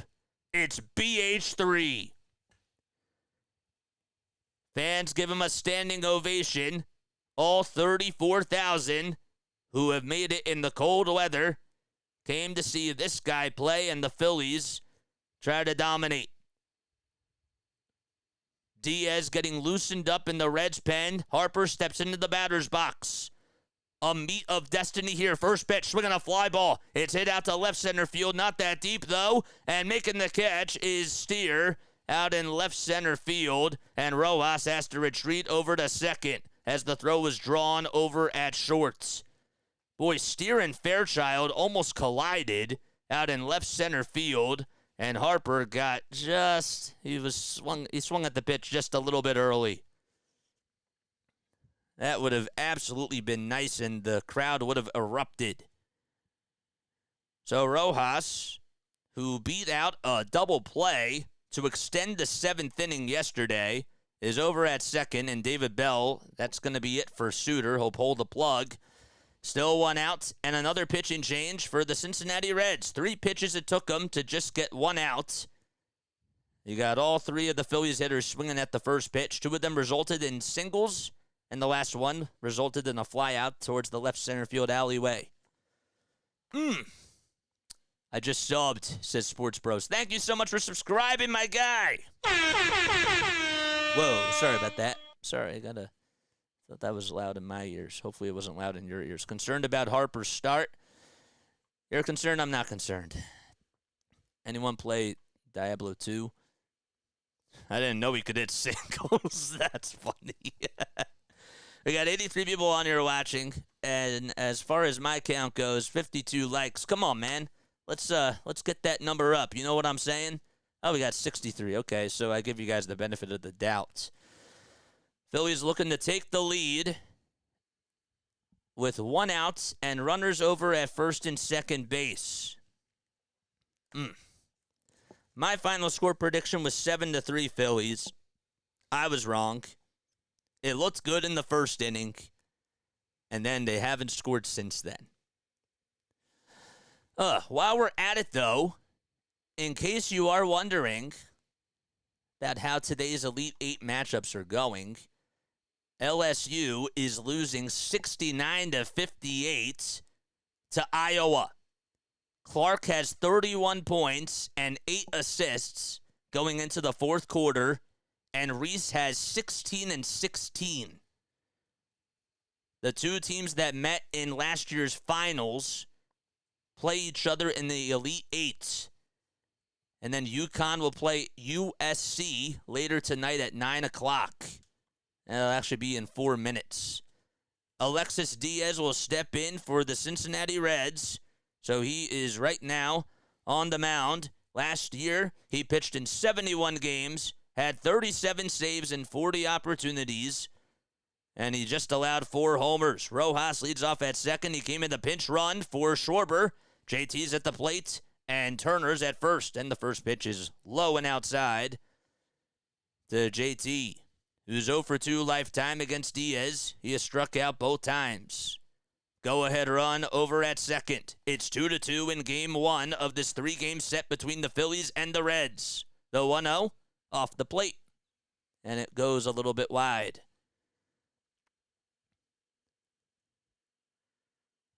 Two balls, no strikes to Realmuto. The pitch, swing and a miss. That fastball was right down Broadway, and Realmuto was late at 93 miles per hour.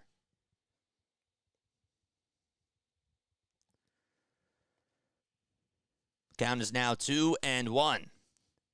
5 seconds left on the pitch clock, and Rojas goes. The throw is made back over to second, and now Rojas caught into a rundown. Strand will try to tag the runner out, and he will. And going over to second is Turner. That's the second time and the second inning in a row where a base runner just gets caught into a rundown, and that is just ridiculous. In that situation, you got to be better, and I thought that the Phillies did a poor job at that last year. Rojas just did not get a good read on it. It was just before the pitch was thrown, and winning that battle there, that was a big one. That was won by Diaz. 2 outs, runner at second, and that's Trey Turner. The 2-1 pitch, swing and a miss. That four-seamer was at 94 miles per hour. Rojas, who just came to pinch run for Kyle Schwarber, that backfired. The 2-2 to JT. Popped up, and it goes out of play. Towards the first base dugout. It goes into actually the 7th throw. Our usual base running. Just crazy. Realmuto batting in the cleanup spot. And Bohm waits in the on-deck circle. Turner's the go-ahead run. The 2-2 pitch. A slider that misses badly inside. And the count is full. Alabama waits in the on-deck circle. Is 1 for 2 today with a double and a walk. A 2-run double he had. That was back in the first on an outside pitch. The 3-2 on the way, swing and a miss, and JT strikes out. And that's going to do it. The Phillies, they started off the inning strong with back-to-back singles on back-to-back pitches by Schwarber and Turner and could not get anybody home, and we go to the 9th. Espinal will lead things off for the Reds. Rojas might have taken the bat out of Bohm's hands. Yep. That was so costly. And the one thing, I got to do better with the rundown stuff. I freeze up a little bit, and I don't know why. I guess it's because it shocks me, and I gotta do a better job of reacting to those things. If you are new to the channel, make sure you guys like and subscribe. I do apologize if we're not able to see everybody's comments on here because this is why our channel's growing. You know, we had a lot of people come on for baseball last year, and we're going to continue to have more and more people come on for baseball this year, and we want to just continue to grow the family. So if you guys like this, make sure you like and subscribe, man. That's all you got to do. Just press 2 buttons. We also do Sixers games. We also do Eagles games as well. We keep it all on here. And speaking of games, let's actually check the Flyers score as we're in this break, and we go to the 9th. What time is it, 9 o'clock? It's actually been a fast game. It's been pretty good so far. It's just felt like it's been long. Flyers are down 3-2 to the Islanders in the third period. Jeez. Third period just got started. They're 2 minutes into it.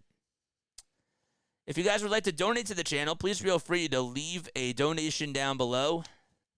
You're more than welcome to do that. A super chat, they call it. I'm still getting used to this. I have a 25-year-old body, and my mind still is catching up to the times. I'm a little bit old school. That's not a shot at myself. All right. Rojas might have taken the ball out of Bohm's hands. Bohm bomb for a walk-off, maybe. Go Flyers. Football stars here. Random Kid. What's up, Random Kid? 90 and only 68 likes. And again, some people are just tuning in, you know, like it's on the radio and they're doing stuff. You know, that's why we like it. We like being here for you guys. So Alvarado will come in. It's not a safe situation. We're still tied 2-2. First pitch. There's a fly ball. It's hit out to right field. Castellanos goes back towards the track. He just has enough room and he'll make the catch in front of the out-of-town scoreboard. And there's one away. That could have been trouble. It was a fastball right down the heart and soul of the plate. Espinal went the opposite way with it, and the Phillies may have dodged a bullet. And now Elly De La Cruz is coming up, and this is power on power right here. De La Cruz batting on the right side. He's 1 for 3. He got a single in the second and also stole a base. Has a lot of power in the bat. This is a heavyweight battle here. De La Cruz shows bunt at the first pitch. It was a fastball at 99, but it goes into the Phillies dugout. No balls, 1 strike. 1 gone in the 9th.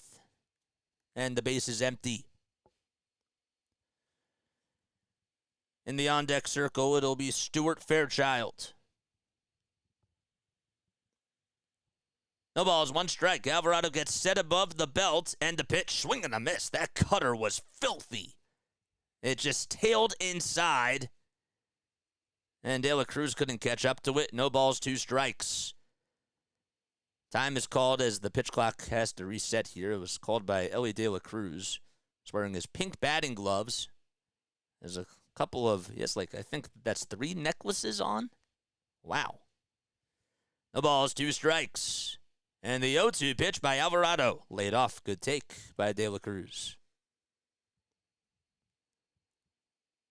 Alvarado with 4 pitches. 1 gone in the 9th. Got the first pitch to go against Espinal, and he got him out. Got him to fly out to right. The 1-2 pitch on the way. Swing and a miss. And that's the 3rd strikeout today by De La Cruz. And Alvarado gets the 2nd out of the inning. I'm surprised that he decided to go with a cutter right down the pipe, but it worked. And Fairchild is coming up. He singled in the second and also stole a base as well. Base is empty. We're in the top of the ninth. Alvarado gets set, kicks and delivers, and throws a cutter at 96 that misses badly down low. You dated a girl named Elly. And that's not an April Fool's joke. You're being serious? I don't think you would lie about that.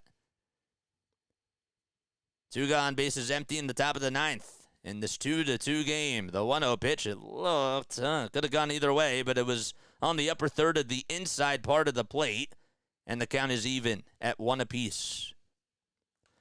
102 people on here watching, and over 33,000 fans in attendance. The 1-1 upstairs, again at 98 miles per hour. Don't know why I brought both of those things up. They have nothing to do with each other. But hey, we're getting a lot of support, I guess that means, and the Phillies are getting a lot of support. The 2-1 by Alvarado. That misses inside and down.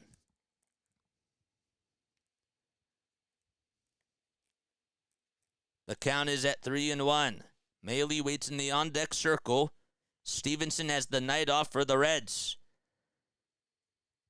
The 3-1 pitch, swing and a miss at 99 miles per hour, and a big payoff pitch coming right up for Jose Alvarado. Fans give him a standing ovation, the crowd roaring on this cold, windy Monday night, and time is called. Alvarado gets a chance to breathe for a quick second as Fairchild stepped out of the batter's box. He's on the right side, and he steps back in. 3 balls, 2 strikes. Alvarado takes another quick breath and throws the payoff pitch, and that barely misses low. And that's going to draw a 2-out walk. It was below the knees, and it was the right call. Wasn't like it was so close, but it was a good try. Just missed, though. That's a big 2-out walk drawn by Fairchild, and Luke Maile is the next person up in the lineup for the Reds. Fairchild can run. Focus on the batter, though. Alvarado, the time was called. He took a step towards home plate, and I couldn't tell if time was called or not, but I don't think that was a pitch clock violation. It seemed like that was time that was called. De La Soul, that's pretty wild. The pitch by Alvarado inside on 98 mile per hour pitch.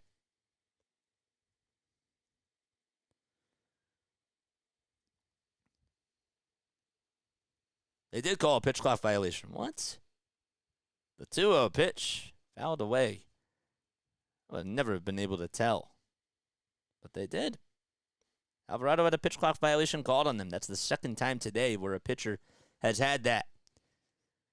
Fairchild over at first. We're knotted up at 2 apiece in the top of the ninth. 2 gone. The 2-1 pitch. It's in there for a strike, and JT bobbled it, and Fairchild is able to dive into second base safely.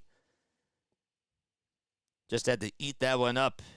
I told you that Fairchild is really fast. So a base hit with a runner in scoring position could give the Reds the lead for the first time today. Another big pitch coming up. 3 seconds left on the pitch clock, and the 2-2 on the way. Swing and a miss. He struck him out.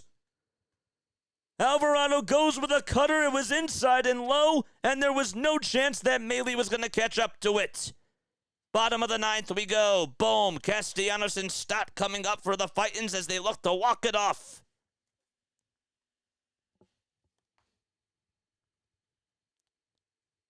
That fist pump celebration. Oh, that's got me fired up, man. JJ, are you using StreamYard or Streamlabs? I'm trying to update videos and make them quality. I'm actually using I'm using OBS right now, but I have Restream. Sometimes I use StreamYard though, but I use Restream. And don't ask me why. StreamYard is good. Restream, I like Restream. But yes, JT throws well. Got to work on catching it. Well, hey, they got the out. You know what I'm saying? If you are new to the channel, make sure you guys like and subscribe. We got 100 people on here watching. My name is Jason Joseph. We are on for the Phillies, the Sixers, and the Eagles. That's what we do on here. So I appreciate you for being here. Really, really means a lot. What else? What a game. It would be so nice to get this win here today. Oh, shoot. I just realized if this game goes to extras, I got to get my other scorecard ready. I totally forgot about that. I don't even know where it is. Of course. Oh, does this have a backside? No. I guess I'll have to be quick. Or if they just walked it off, it wouldn't be a problem. That'd be so cool.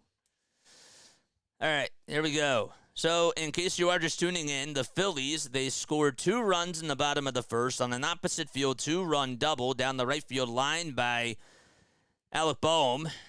And then the Reds would tie it back on back-to-back RBI singles by Encarnacion Strand and Candelario in the top of the 6th. Boehm leads off as we start off the bottom of the 9th. Diaz back out there for his second inning of work. And the first pitch is fired to home plate. It's inside. It's Boehm, Castellanos, and Stott due up in the order for Philadelphia. The 1-0 on the way. Off the plate. At 92.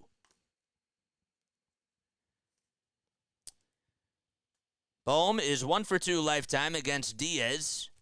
Singled off of him in one of those at-bats. The 2-0 pitch, grounder, hit over to shortstop. De La Cruz gobbles it up, throws over to first, and it's definitely in time to get Boehm. And there's one away.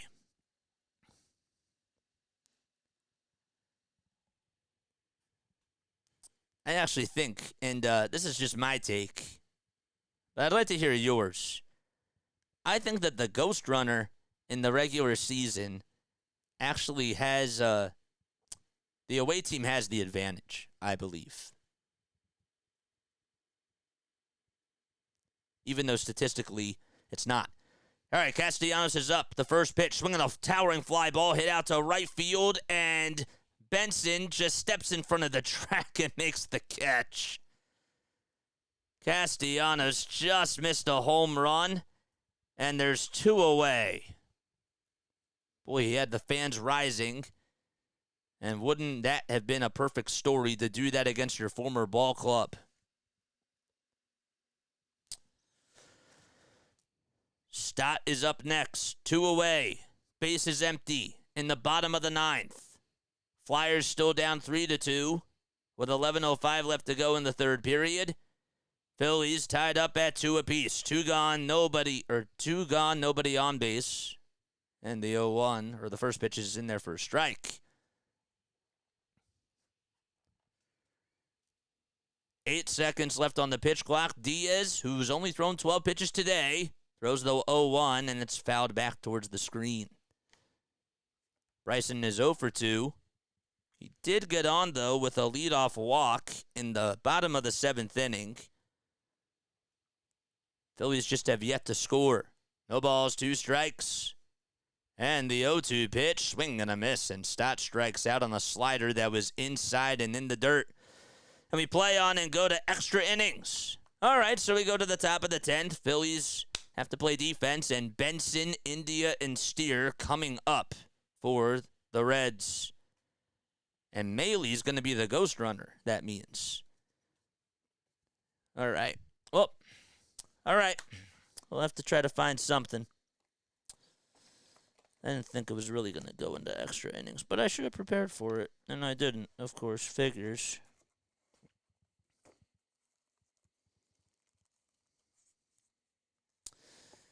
All right, here's what we'll do.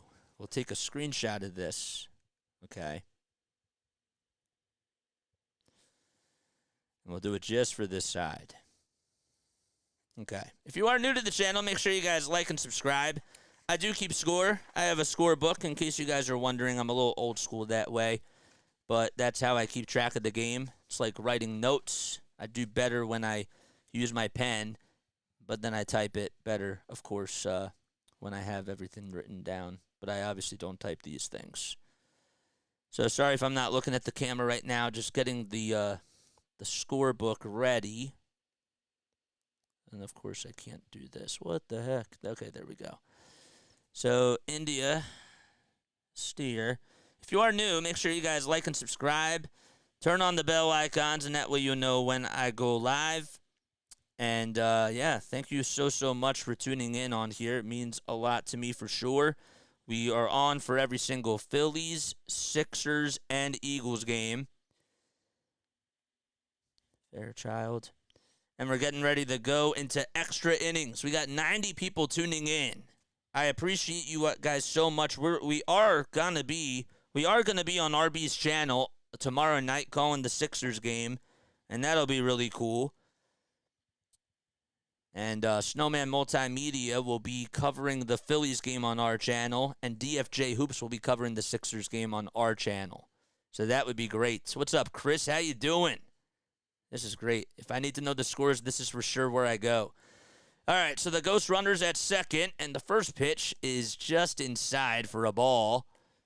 So it's not Maley that'll be pinch running, or that will be the Ghost Runner at second. It's somebody else, and we want to make sure that we get a name on it. 1 ball, no strikes. It's Thompson. Okay, the pitch just inside by Connor Brogdon.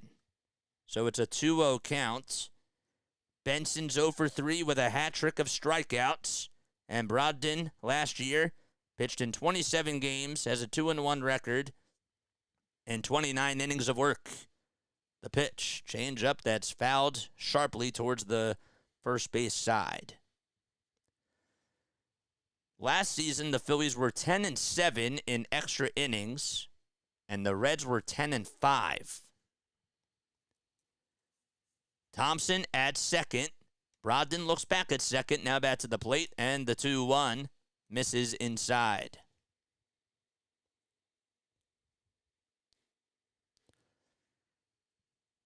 India waits in the on-deck circle. 3 balls, 1 strike. 3 seconds left on the pitch clock, and the 3-1 pitch fouled back towards the third base side, and it goes out of play.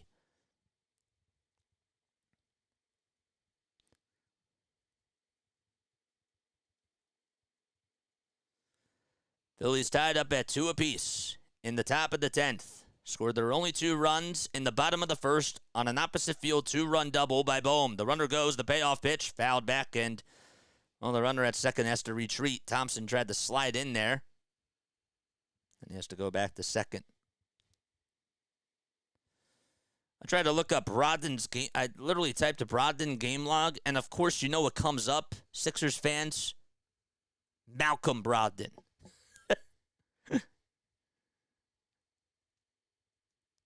3 balls, 2 strikes. Big payoff pitch coming up again. The 29-year-old on the mound, he's 6'6". Looks back at second, and the payoff pitch coming up. Another foul ball. Last time he pitched against the Braves on Saturday, he went 1 inning, allowed a home run. And he's allowed 3 earned runs total to start off the season in about 1 1/3. 3 balls, 2 strikes still. Good battle between Benson and Brogdon. Who will win the battle? The 3-2 pitch. It gets away from JT. It was inside, and that'll just put the runner over at third base. So Thompson went from second to third, and now there will be runners at the corners with nobody out in the top of the 10th. Stott's fast, so I'll take it. Yep. I'm with you. So Stott's going to go over to the mound, and this is the first time that Caleb Cotham has come out there to talk to one of his pitchers today, which I don't know if anybody keeps stat over those things. I'm sure that they do. Baseball has so many stats.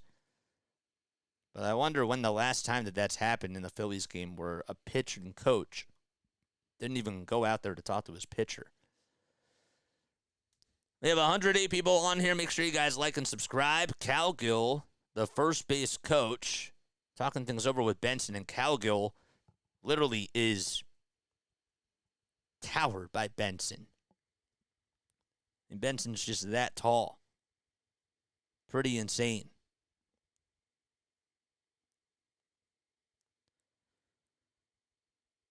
.65. He'd be a forward. Maybe a guard in the NBA. Everybody back at their spots. India at the plate. And the first pitch in this at-bat misses badly. Down low and away.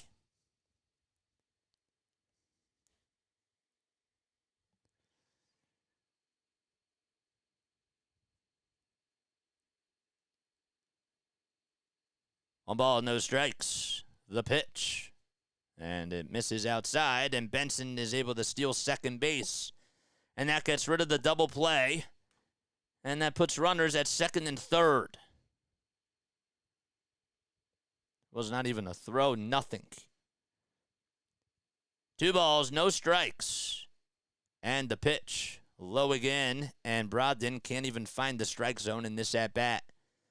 This is the first time that Jonathan India is facing Connor Brogdon. They've never met before. 5 seconds left on the pitch clock. We're tied up 2-2 in the top of the 10th, and the 3-0 pitch. That misses outside, and we'll have the bases loaded. So back-to-back walks issued by Brogdon. The good news, if there's any good news, is that if the ball's hit in the infield, it'll most likely result in a double play. 12 pitches for Brogdon, and not a good strike-to-ball ratio. Hit that thumbs up button if you are just coming in, and hit that subscribe button. All right, so Steer comes up and stares at a changeup that misses low and away again. Brogdon really just has to settle down. There is somebody loosening up in the Phillies bullpen. Cotham is headed towards the phones, and somebody will be getting called up. The pitch misses outside, and now JT wants to have a conversation. That's now 6 balls or 7 balls, I believe, thrown in a row. And now somebody else getting loosened up in the Phillies pen. And that is Nick Nelson. So let's make sure that we got this correct. Over at third base is Thompson. At second base, it's Benson. And India's over at first. There was a timeout on the mound. And the home plate umpire wants to have everybody go back to their spots. Thompson 90 feet away from scoring. Phillies trying to get out of a big jam here. Bases loaded, nobody out. Not a good situation. And the 2-0 pitch. Fastball right down the heart and soul of the plate, taken all the way for a called strike. So at least Brogdon was able to throw a strike. Let's see if he can get out of this jam somehow. The 2-1 pitch, swinging a fly ball. It's hit out to left field. It's deep, it's carrying, and it is gone. Spencer Steer, with his first grand slam of his career, gives the Reds a 4-run lead in the top of the 10th.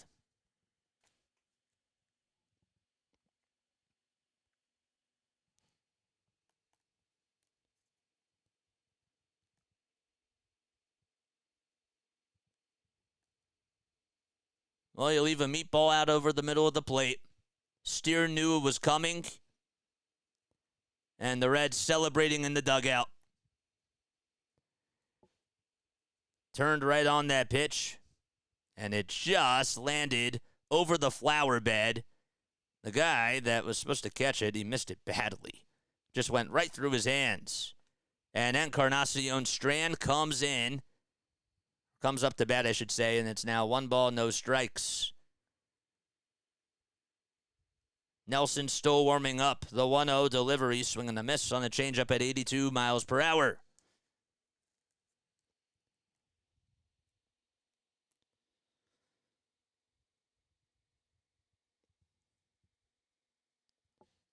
1 ball, 1 strike.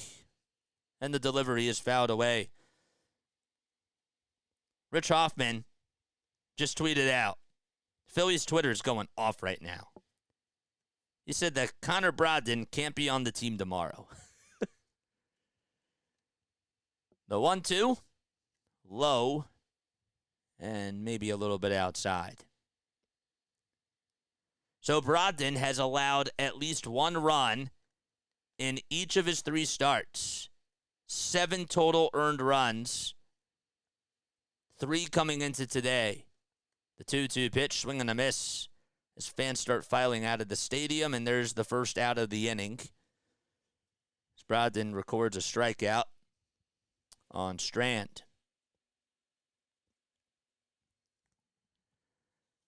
What's up, Randy? How you doing, man? In case you guys are new to the channel, make sure you guys like and subscribe. Turn on the bell icons, and that way you'll know when I go live. Jemer Candelario is due up. He had an RBI single to tie the game in the 6th, which seemed like it was a long time ago. And Brogdon throws a fastball upstairs. 1 gone, bases empty after a grand slam hit by Spencer Steer, his first of his career. The pitch, it's in there for a strike at the knees on the inside part of the plate. 1 ball, 1 strike. And Brogdon throws the next one as it misses low. Count is 2-1. If somebody could fact check me on this, I believe that that's the 2nd grand slam that Brogdon has allowed. Not this season, but in his career. The 2-1, swing and a miss.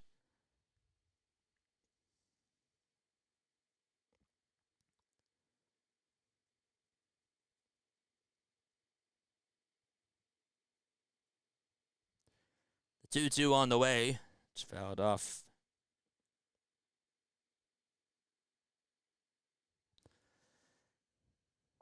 I did respect, love your channel. Thanks, man. I appreciate it. Appreciate that, dude. 2 balls, 2 strikes. Candelario batting in the cleanup spot. He homered in the last game for the Reds when they played against the Nationals, and the 2-2 is way inside, and Candelario had to just play dodgeball for a quick second. Yeah, I heard. I heard that. Heard Embiid might be coming back tomorrow night. That would be awesome. RB might be at that game to see it. 3-2 on the way. It's smoked out towards the right field side, but thank goodness it's foul.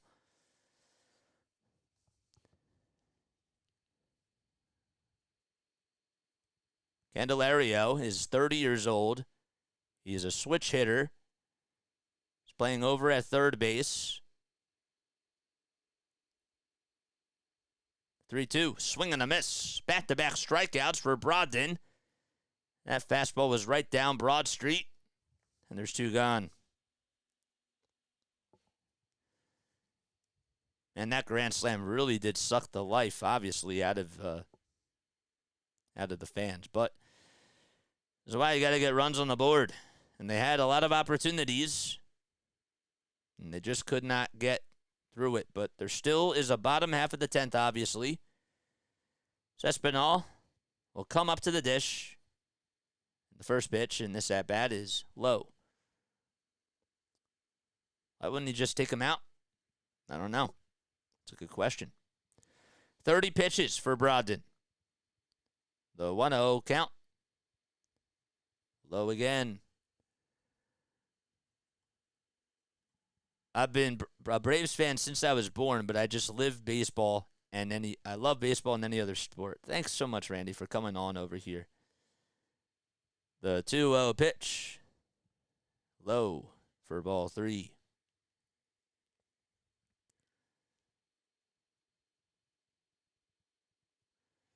The Angels lead at 7-4 against the Marlins in the top of the 9th. The 3-0 is in there for a strike. And other scores around the NL East. Well, the Braves, they played earlier today in the afternoon.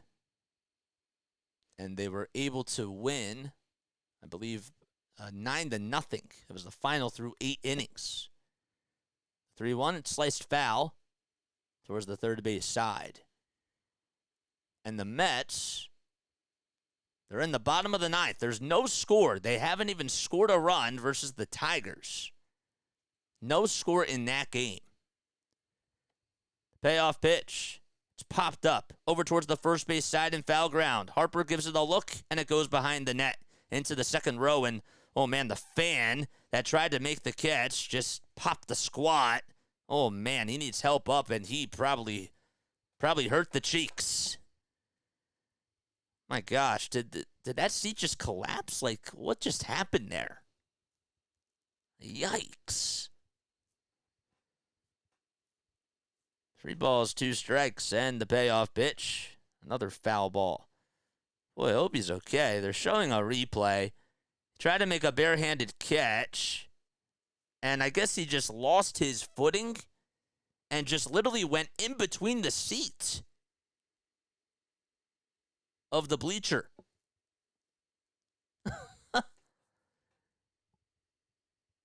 That's not fun. The 3-2 pitch misses again, and that's the third walk allowed in this inning by Connor Brogdon. And now Rob Thompson, if he hadn't seen enough before, well, he has now. So we're going to go to a pitching change, and Nick Nelson will be coming in for the Phillies. Phillies are down 6-2 as Spencer Steer had a go-ahead grand slam.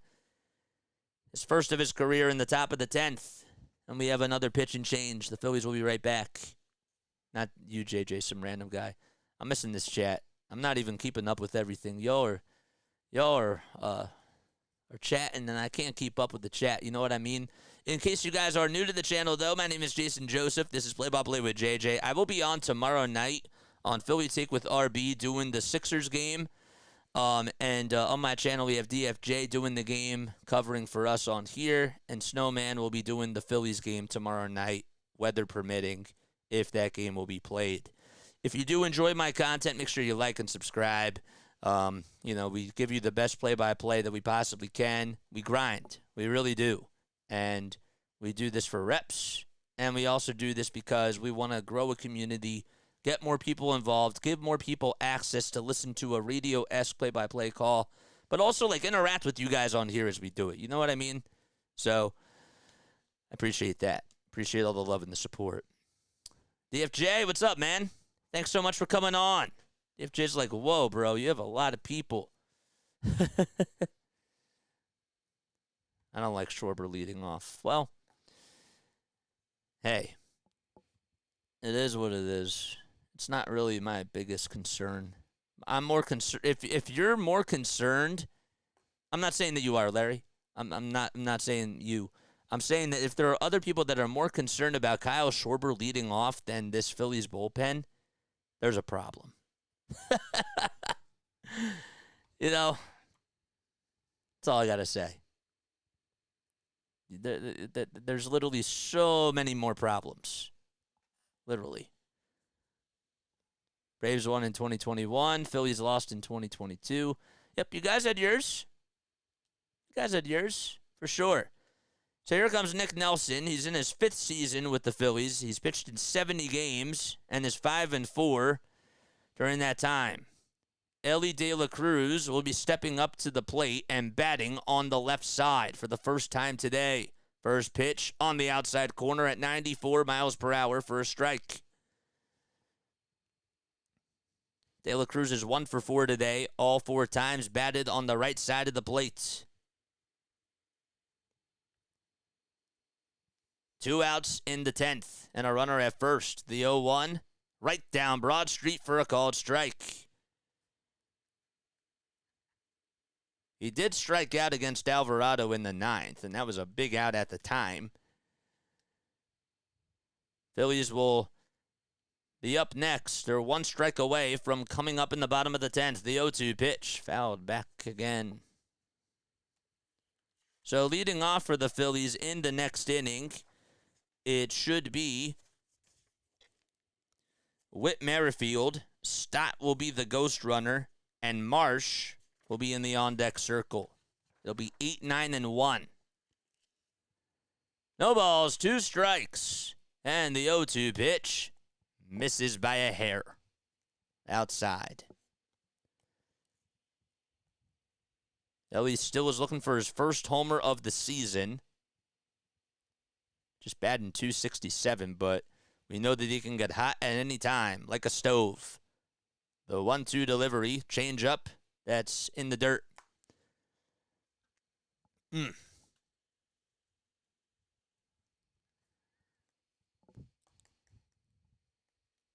2 balls, 2 strikes to Elly De La Cruz. Nelson gets the signs. And the 2-2 pitch, strike 3 called. It looked a little bit outside, but to be fair, Bill Miller has called it both ways. We go to the bottom of the 10th. Spencer Steer was able to hit his first grand slam of his career, and that's how the Reds have a 6-2 lead. The Phillies looking to respond with their backs against the wall when they return. All right. So now we got to do the other side. Let's do this really quickly. Hopefully you're all doing well. Apologize again if you are just tuning in for the first time. I have to take a picture of this. But my name is Jason Joseph. This is Play-by-Play with JJ. RP just tweeted out last time he checked it was 2-2. He's like, what the heck happened? But anyhow, yes. I'm not happy with the bullpen, man. Not happy with the bullpen, but I'm not happy with how this offense has looked today either. Bohm gave them a 2-0 lead, and yet nothing else. Literally nothing else. It's too bad. Where are we? I had this flipped the right way, didn't I? Yeah. Okay, there we go. Nice. Let's see.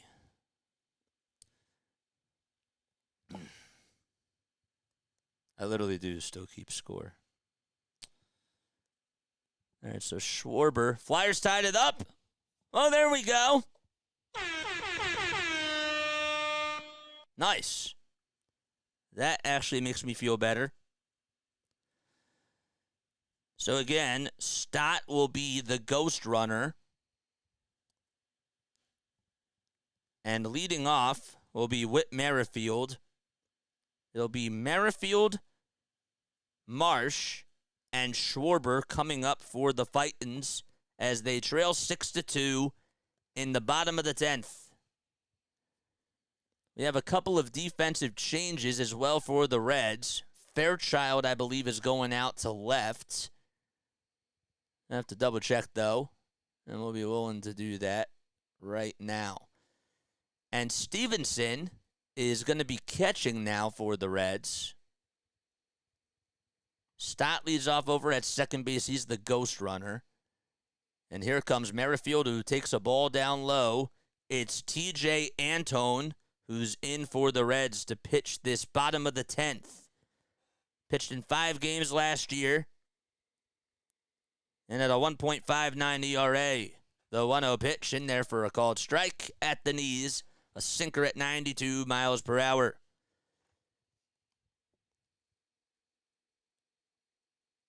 One ball, one strike. And the pitch. Ooh, way inside, and Merrifield had to get out of the way. Slider that didn't even break towards the plate. So defensively speaking, Fairchild goes from center to left. Thompson goes into center as the next pitch is swung on and missed. It's now a 2-2 count.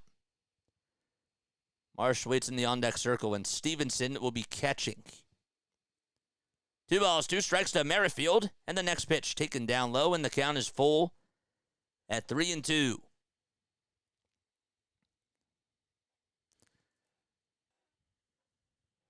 Witt looking for a big hit for the Phillies.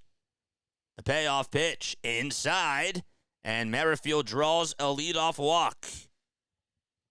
Almost got a piece of the jersey anyways, so the Phillies not done just yet. They have put up 6 hits today, and that's only resulted in 2 runs by Alec Bohm on the opposite field double down the line. So now Marsh will be coming in to pinch hit. Marsh will be coming in. He's not pinch hitting. Rojas is the guy that was out today. He's 1 for 3, though, And the first pitch misses badly upstairs and off the plate as well. So Antone does not look like he's settling in just yet. 1 ball, no strikes, and the 1-0 pitch up on the upper third of the zone for a strike.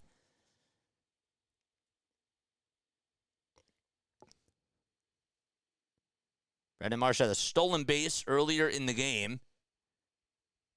And the 1-1 pitch. There's a fly ball. It's hit out to left field. It's hooking foul, and it goes out of play towards the left field line.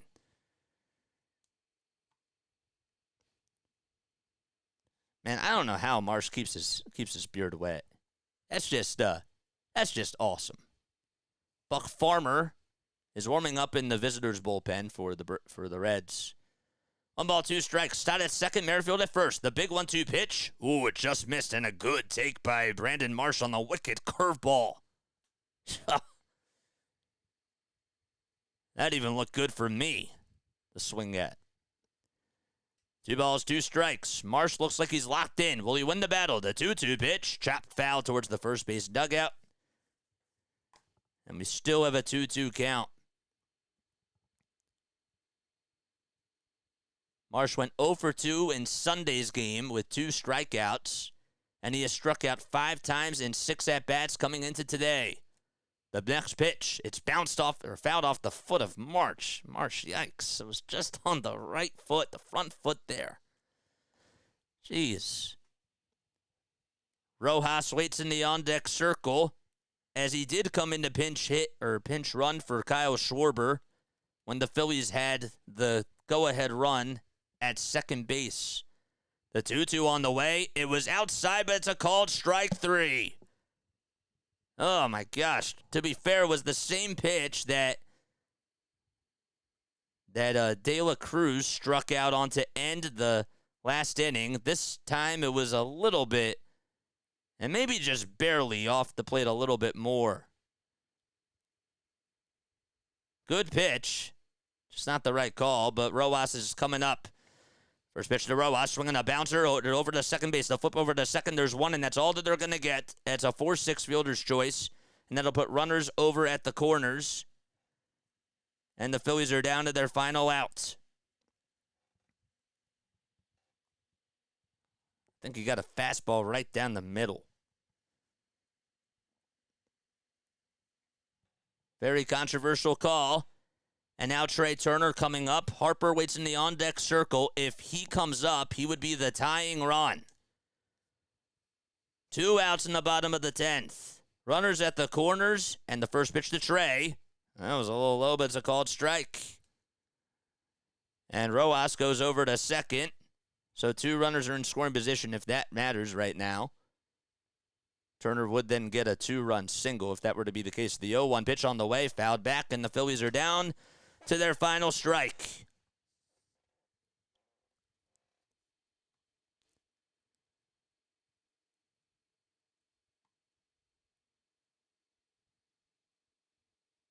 No balls, 2 strikes to Trey Turner. And the 0-2 pitch fouled away, and we'll do it again.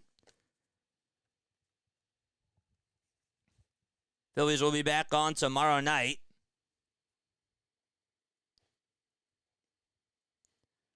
And they're looking to try to get a win. And even the series if they lose tonight. The 0-2 pitch. Good take by Turner as it misses badly outside for ball 1. Harper is 0 for 4 today. Did have a hot shot back towards the pitcher. And he's 0 for 4 with a strikeout. 1 ball, 2 strikes. Turner at the plate. The 1-2 pitch. Good eye and a good take by Trey. Up high. Fans trying to give Trey a little bit of some hope here. 2 balls and 2 strikes to Turner. Anton with the 20th pitch. Here it comes. Swinging a bouncer. It's off the glove of the pitcher. And 1 run comes in to score, and that's going to put runners at the corners on an RBI infield single by Trey Turner. So the Phillies still have some life. Stott scores, and going over to third base is Merrifield. Or Rojas, that is. So Turner gets on with an RBI infield single, And guess who's coming up now to bat for Philadelphia? We have a timeout called on the mound with Anton and Stevenson, and fans rising because the Messiah is up at the plate, their Lord and Savior. Harper's 0 for 4. He has an opportunity here to change the tides, and be able to tie the game up here. Infield and outfield playing back, and Harper will call for time. So everybody is back at their spots.